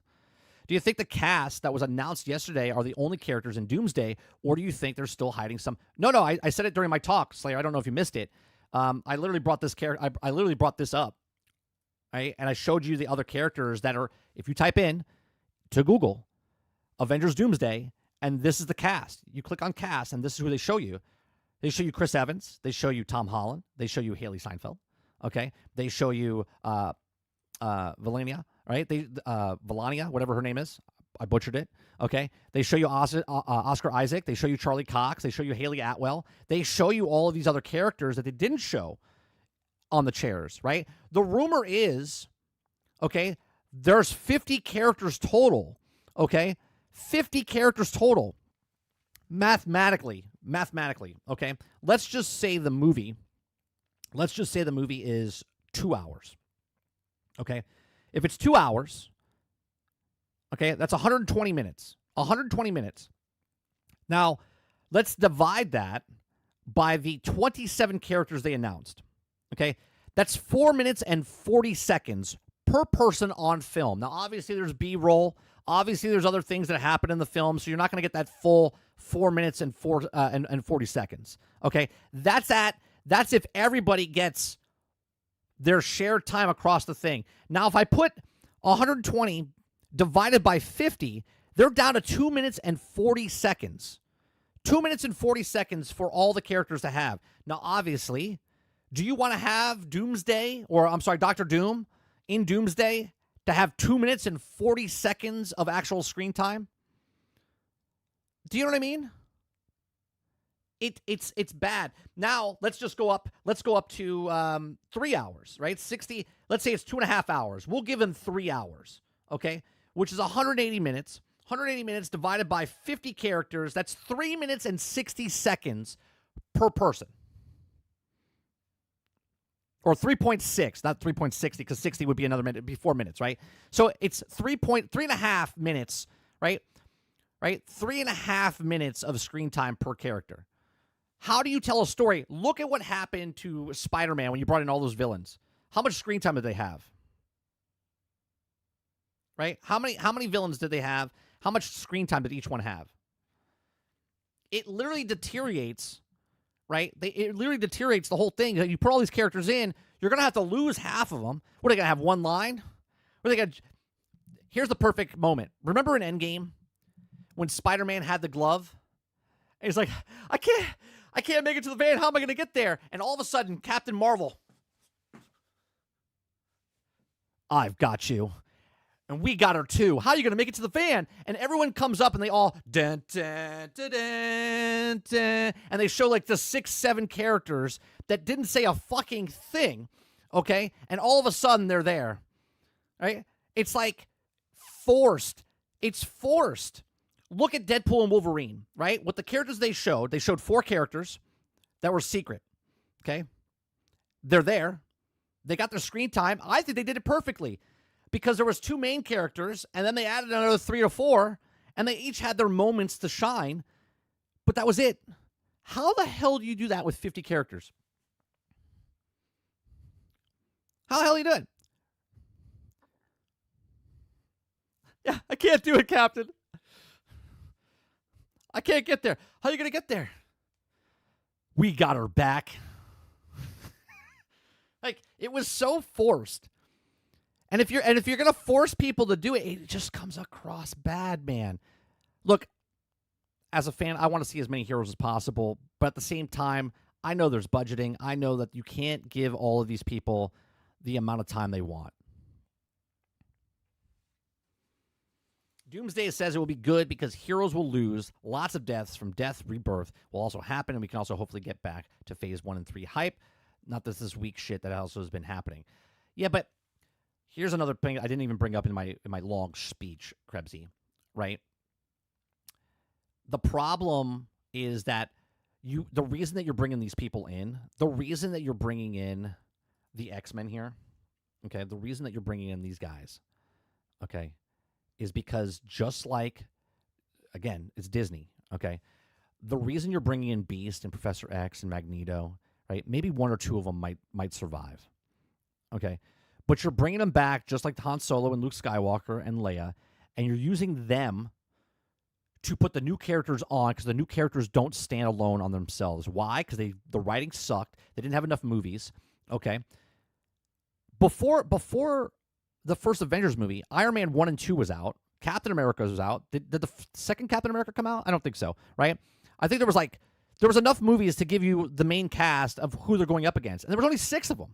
Right? By the time Endgame came around, there's like 50 characters, and they all had, half of them had to get deleted, okay? But you're using these characters to piggyback because these characters up here, these guys right here, can't hold. Would you go see Avengers Doomsday if this was your Avengers squad?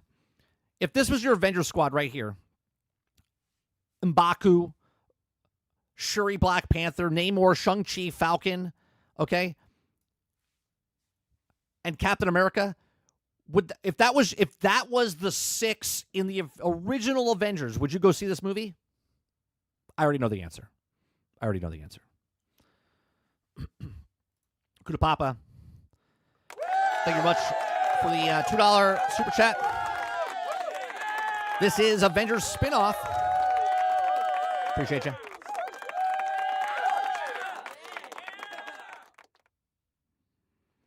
Rodriguez says they're still getting nice check no matter what screen time. Yeah, what's the budget of this movie?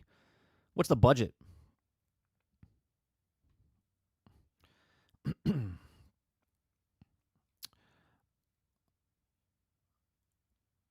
What was the release date? I don't want to click on the video because we're talking about something else. What's the release date for that, Travis? Good Lord, you have to put more effort into all of this than Disney has in the movie itself. I guarantee it. Disney is trying a shotgun strategy. If we pump enough stars onto the screen at one time, it'll be too big to fail. Look, this movie is going to probably make a shit ton of money. For sure. But here's another aspect. The Russo brothers, their last 3 movies, after Endgame, all bombed. All bombed. Every single movie that they've come out with after Endgame has not succeeded.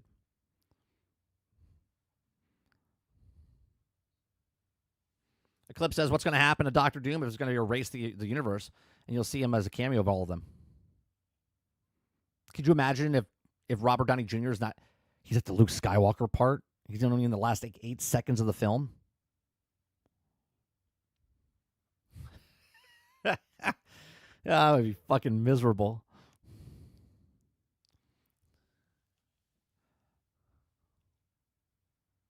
Titan says spoilers for Thunderbolts based on this. And Fantastic Four, Titan. And Fantastic Four. Slayer says, I know this happens in the comics, but I hope we get to see Doom rip out Thanos' spine when it becomes God Emperor Doom. Just as a cool, badass moment. Well, I said yesterday, I thought for sure they were actually going to show Thanos, and he's going to be on the team. If Josh Brolin's name was on one of those chairs, that would be interesting. I mean, he could come in as Cable. But that would be interesting. That would be actually a good, right? That would actually be really good. They put Josh Brolin on the chair, and you don't know if he's Thanos or you don't know if he's Cable.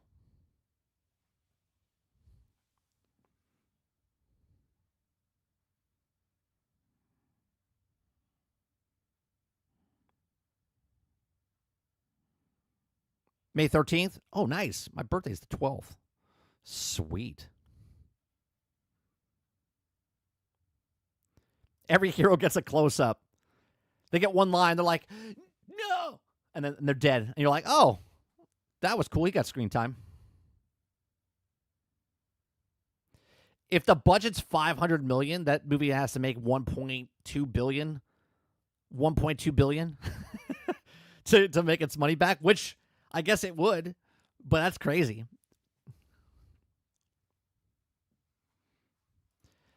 Hype has bottomed out and needed to get people back somehow. Not doing that with the ass cheeks characters from Phase 4 and 6. No, I get it, Krebsy.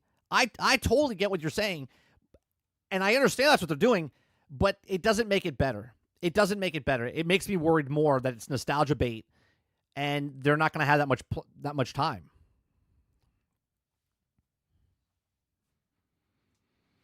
If I was them, I would have moved this Avenger movie back 2 years, 3 years.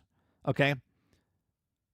If I was them, I would come out with another Shang-Chi movie. I would come out with the first X-Men movie. Okay? You have the Thunderbolts. You have the Fantastic Four. Maybe put another Fantastic Four movie out before this Avenger movie comes out. Build up some characters. Build up some, some lore going on here. Again, because the people that know the comics know what the fuck's going on, but everybody else has no fucking idea. No idea.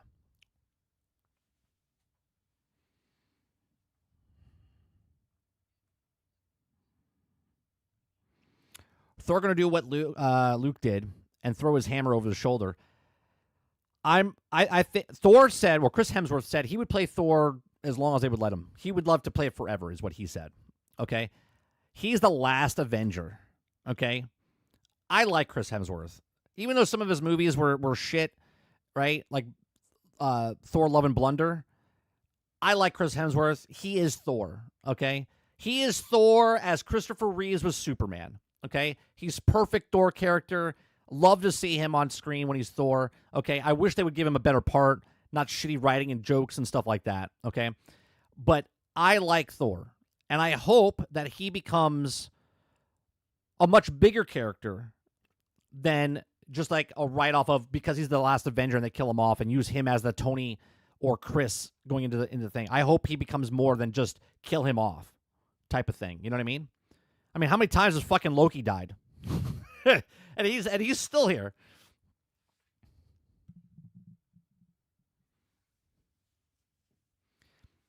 It's like, I get if they kill Thor off. He's had a really good arc from all the movies. He's been in, what, 8 films?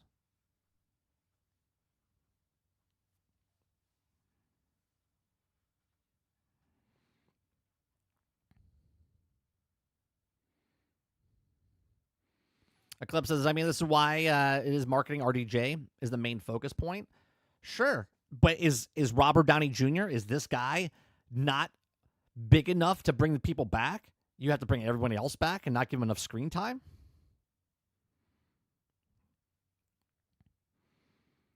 Travis says, rumor is James Spader as Ultron might be as Doomsday with or might be in Doomsday, which also could be Doom as point past villains in the comics. Sure. And Vision's coming back. Supposedly there's going to be another show of Vision, the White Vision. That's another character. Where's Scarlet Witch, right? There's so many characters, right? There's so many characters they haven't shown. I thought Shang-Chi 2 and Doctor Strange 3 will build up to Doomsday. I'm going to look up and see what the Marvel movie's coming out. I don't think there's other movies coming out before this one. Maybe I'm wrong. Marvel Cosmic, let's see, Marvel films in 2025, 2026. Let's see. Right now, we have Thunderbolts May 2nd, Fantastic Four July 25th. Okay.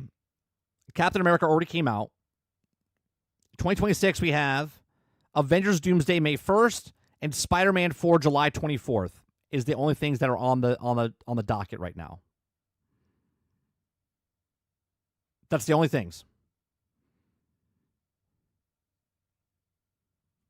Nothing else. If they break it into parts, like part 1, part 2, part 3, then they could give us all the characters a lot screen time. No, even with that, it only goes up to 6 minutes apiece if it's 2 films at 3 hours apiece. Argus. Part 1 and part 2, which is Secret Wars. Doomsday is 1, Secret Wars is 2. 2026, 2027, 1 year apart like Infinity War and Endgame. Okay, if you make the movies 3 hours apiece, and you have 50 characters, you're going to get like maybe 7 minutes of each character.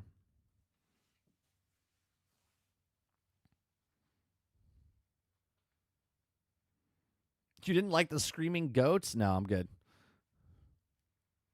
Bitch Hulk still exists. Yep, he does. He sure does.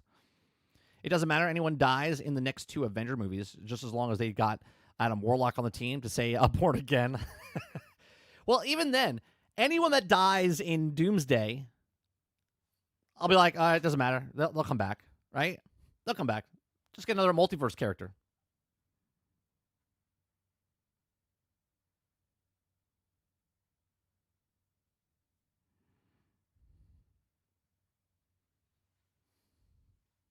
Sarge says, not too big to fail, bro.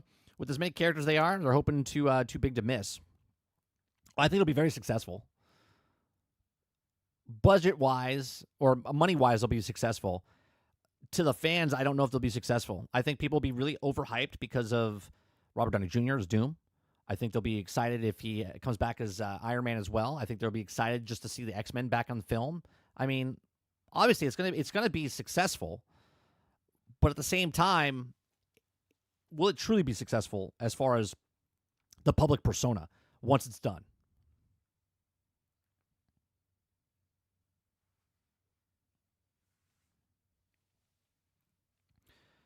Make it a 4 hours a piece, and everyone in the theater gets their shit bucket.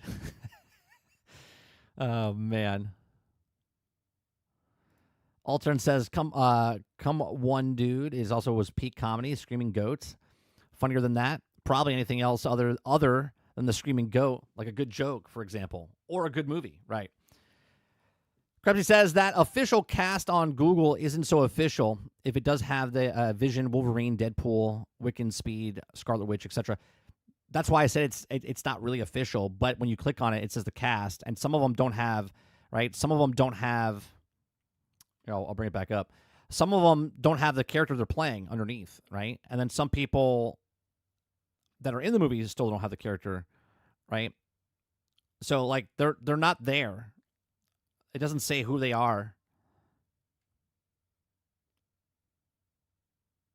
Right? Like Tom Holland says Peter Parker, but he wasn't announced. And other people that were announced, they have their names underneath, but the other people don't. Like, she wasn't announced, but she's there. Right? That's why I said I don't know if it's official. I wouldn't say it's official. But when you type it in, it says cast, and there's the cast. And from what yesterday was, there's a data point of who they said it was in officially. Okay, that's official. This is not official, even though it says it's on Google. It's not official because Marvel didn't say this was official. So until they announce the characters, it's not official. So anytime someone says Chris Evans is in the actual movie, until Marvel says Chris Evans is in the movie, it's not official.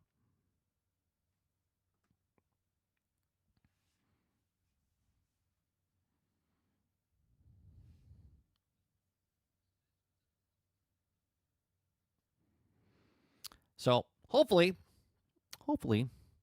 that this, hopefully I'm wrong. Hopefully the movie does, it gives everyone ample amount of time. Okay. But we'll see. Here, let's go to this article talking about the most surprising Avengers and Marvel characters not announced for Doomsday. This comes from IGN. Okay, if you guys like what I do, we do this Monday through Thursday from 10 o'clock in the morning until noon Eastern. If you like it, hit that like button, hit that subscribe button. If you'd like to go above and beyond that, become a member as little as $5. Okay, so the most surprising Avengers are the Marvel characters not announced for Doomsday. Despite a 5.5 hour stream casting announcements, there's still several characters and actors fans are surprised won't be in Avengers Doomsday. Okay, some we knew about, such as Elizabeth Olsen, Scarlet Witch, and Benedict Cumberbatch, Doctor Strange, but the following omissions are notable given that the cosmic crossover nature of what's happening about the Avengers X-Men and Fantastic Four cinematic extravaganza. Missing Avengers, no Spider-Man, not that anyone can remember that who Peter Parker is now, mind you, no Hulk, no Hawkeye, no Nick Fury, no Rhodey. Okay, the real one would be find out about the Secret Invasion. Not even Pepper Potts or Happy Hogan to take along the old times' sake. Okay, Captain Carter was reportedly in the mix at one point. Haley Atwell was going also amongst other announced today. Now, here's another thing that they don't actually talk about. Right before that got announced yesterday, the rumor is that they were trying down to the wire, signing certain people that they can announce for the movie, right? So there might be some people that just their work schedule doesn't work around it. Okay, because they're in production now. What's her name?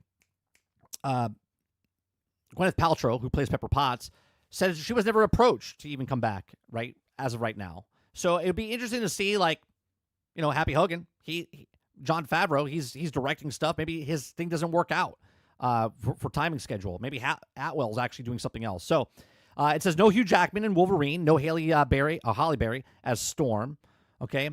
So no Jean Grey, no Rogue, no Deadpool, right? No Colossus, no Iceman, no first-class incarnations of X-Men, right? So no mutants either.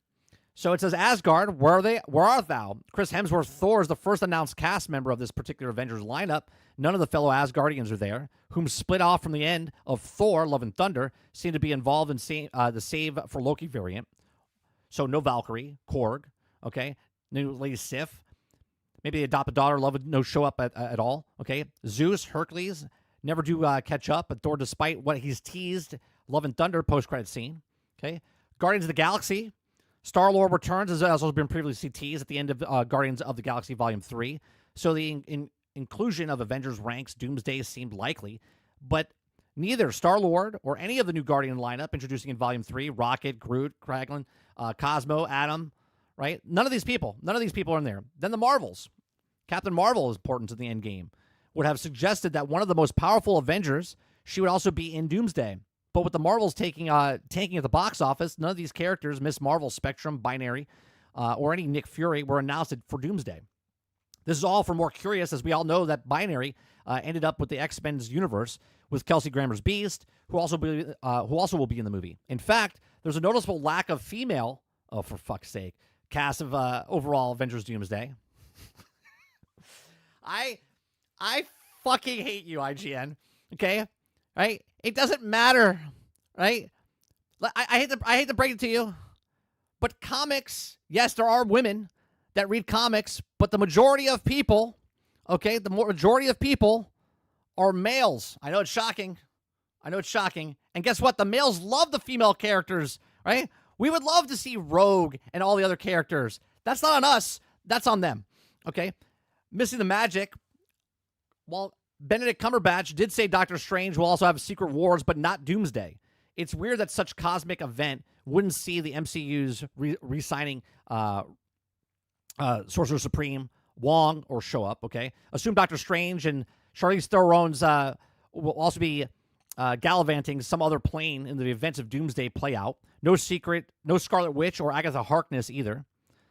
Okay, Disney Plus minus. Okay, it says Disney minus. There's no dedicated lack of Disney Plus show characters in the Avengers Doomsday. No Daredevil, no Punisher, no Vision. Okay, no Moon Knight, Echo, She-Hulk, Werewolf. Okay, Morbius, none of them. Quantum Fallout.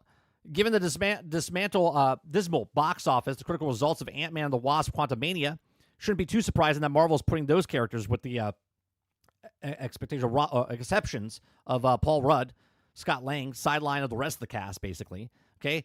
The Eternals. There's 10 characters in the Eternals. They're the first mutants, according to them. Okay? And yet, for some strange reason, not one, not even, okay, or probably no surprising since the film disappointed at the box office, but given the movie cliffhanger ending, okay, and the fact that Captain America Brave New World addressed the giant celestial in the ocean, maybe we would see somebody. Nope. Nobody. None of them. Young Avengers. The MCU has been teasing the Young Avengers lineup for a few years now. Miss Marvel, Kate Bishop, American Chavez. None of them. None of them were also casted. Okay, Blade didn't make a cut. Well, Blade didn't even get a fucking movie yet. Okay? Blade didn't even get a fucking movie yet. Movie was announced in 2019. It was supposed to happen in 2021. Here we are in 2025. They don't even still have a writer, and they lost like 4 directors. Okay? So shouldn't be surprised that the Blade movie with Marshall Ali, despite teasing him in the Eternals, and while Channing Tatum's Gambit somehow managed to survive to fight Doomsday, Wesley Snipes' Blade, okay, and Deadpool Wolverine. There are a gazillion characters in the MCU, but aforementions were also the ones that were also absent from the ranks of Avengers Doomsday. We found most noteworthy. Sound off with the comments about which missions surprised, bummed you out the most. Okay? Would I name another 50 characters there? Right? There's so many characters that they didn't announce, but at the same time, they're just not popular. Hell, some of the characters they announced are not popular. Here's what I find really, really funny, okay? That you could bring Tony Stark back, okay? I'm sorry, Robert Downey Jr., who's not Tony Stark, who is now Doctor Doom, okay? But you can't bring back a separate person who actually is Black Panther. No, you have Shuri as Black Panther. That's not going to go over very well, okay? I'm just saying. You could have recasted that character, okay, Disney, but you didn't. You try to capitalize on the man's death, okay? God rest your soul, Chadwick Boseman, okay? But no one's bigger than the actual character itself, okay? The character is a character the actor is playing, okay? You have a multiverse. You made a movie, okay, with other people being other characters, and yet for some reason you can't recast Black Panther from another area. I don't know. Call me crazy. These are my thoughts. Let me know yours in the comments section down below. Please make sure you share, like, subscribe if you like what I do here. Check out some of our other videos. Thanks for watching.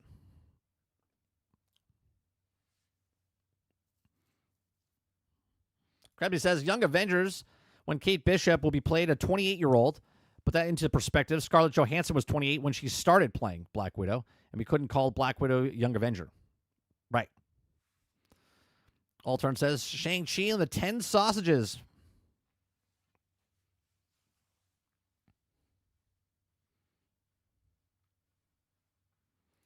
Sarge says, males wrote it, males bought it, males talked about it, males watch all the movies. Please, for the love of all holy, shut the fuck up about female empowerment bullshit.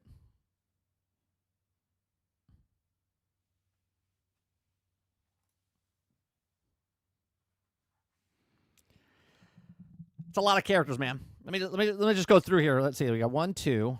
Okay, we got 1, 2, 3, 4.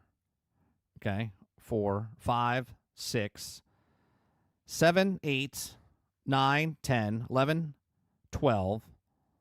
12 plus the Eternals. That's 22. 22, 23, 24, 25, 26, 27, 28, 29, 30. 31, 32, 33, 34, 35, 36, 37, 37, 37, 38, 39, 40, 41. Okay. Where am I at? 41? Yeah, 41, 42, 43, 44, 45, 46, 47, 48, 49, 50, 51, 52. Okay, 53, 54, 55, 56, 57. 57 characters. 57 characters on top of the 27 that were announced. And that's not even including the other characters that they didn't bring back from the X-Men. It's nuts.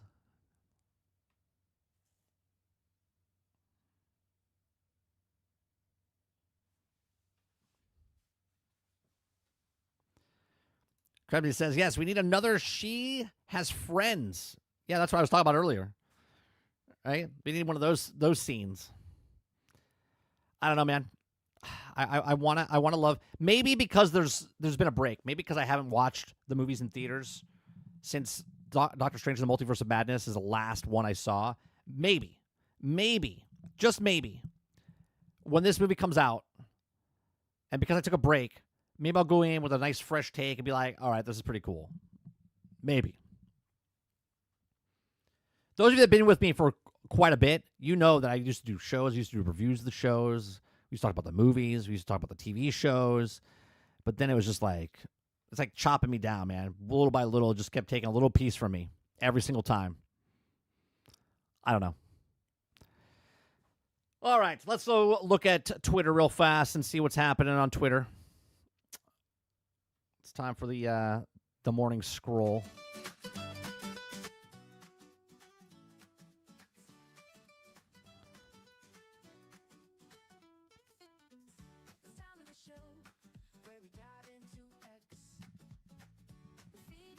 Someone tweeted me 2 hours ago. It said there's always room for more. Okay, Robert Downey Jr. said that that's what you call deep bench of talent. Actually, is more like a row, but an extra long one. That must be it. It must be it, right? And then someone, Marvel Studios, says at Robert Downey Jr. there's always room for more. So obviously there's going to be more characters. So 27 is not the official number, right? But that's the confirmed number.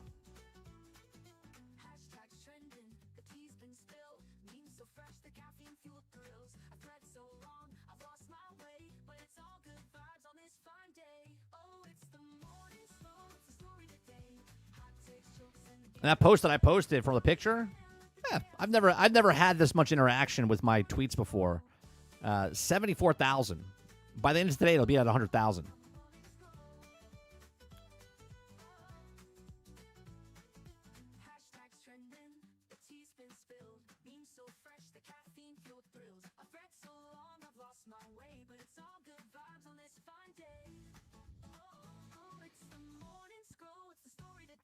Still no goddamn Mephisto. Well, here's the thing. After who do you go with? Kang fucked up, right? Kang fucked up. So where do you go after this? After Doomsday, after Secret Wars, where are they going? You can't go street level, right? Do you reset the? You gotta get rid of the multiverse. You gotta get rid of the multiverse.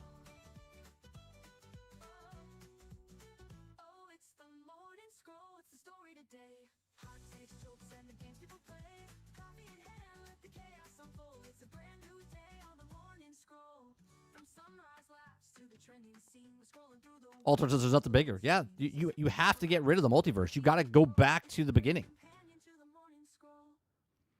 Sure, Titan, you can go to X-Men villains, right? Sinister, right? You can go down that route, but you got to reset. You can't just go to those villains and have all this still happening. You got to reset.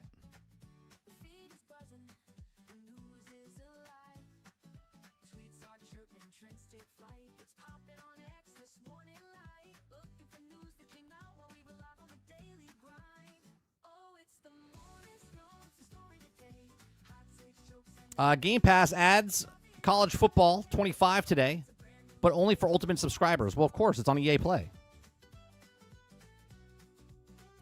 Okay. So those of you that waited 6 months, 6 months? Came out in August, right? July? Oh, this is 6, 7, 8, 9 months. There you go. You can wear the college football game now. Krebsy says it's Disney. They will go Cosmic Plus. Yeah, that's the only way you can go bigger, Altern. You have the Ultimate Battle, but they have to wait for WB to catch up. You have the event. You have all the Marvel characters go against all the DC characters and the epic thing, and then the movie industry just done. You would never be able to beat anything ever again.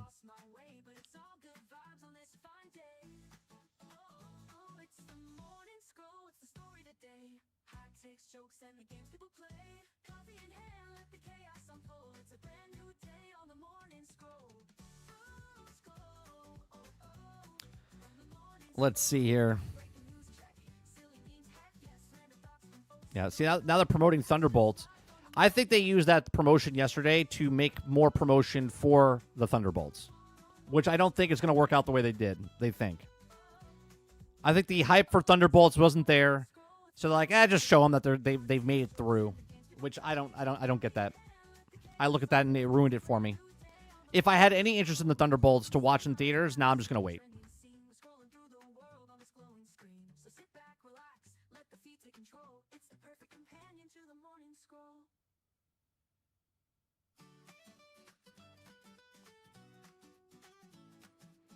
Disney buys WB and makes the Marvel vs. DC saga.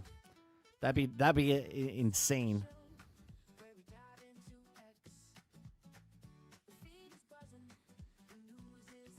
There's not much news going on here. They're talking about a lot of the Nintendo Direct stuff, but there's not a lot going on here.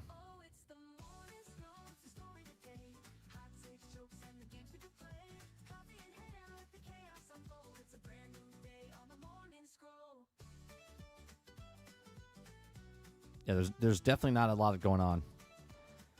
Nintendo Direct, virtual stuff, the games, talking about basically what we just talked about with the Marvel's Avengers, missing characters and whatnot.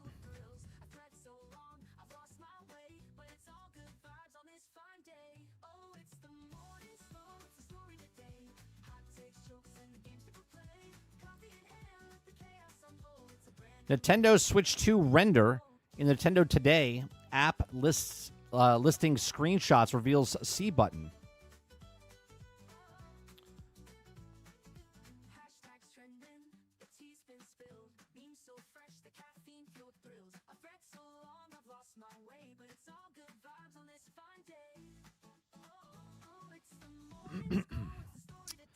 All right, I think that's gonna do it for us because there's really nothing else going on Twitter. So what we're gonna do is we're gonna end this stream. I appreciate everyone coming out, hanging out with us today. If you like it, hit that like button, hit that subscribe button. If you have to go above and beyond, become a member as little as $5. We'll be back tonight. Today is Thursday. We'll be back tonight for Generation X Gaming, the weekly podcast that goes over a few of the top stories from the past week, and we rant along the way. Join me and Sarge tonight. We'll probably talk more about this multiverses and stuff for the podcast. So if you're watching this after the fact, you missed all the other stuff, we'll get Sarge's point of view on that, and we'll get other news stories this evening with Sarge as we banter back and forth.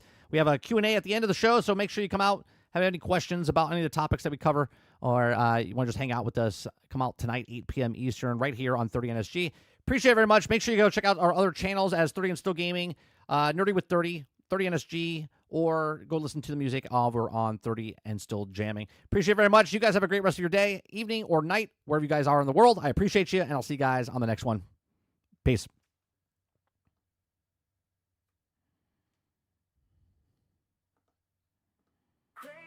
Uncle Nintendo. Started way back in 1889. Hanafuda cards, oh, the designs were fine. From toys to games, they paved their own way.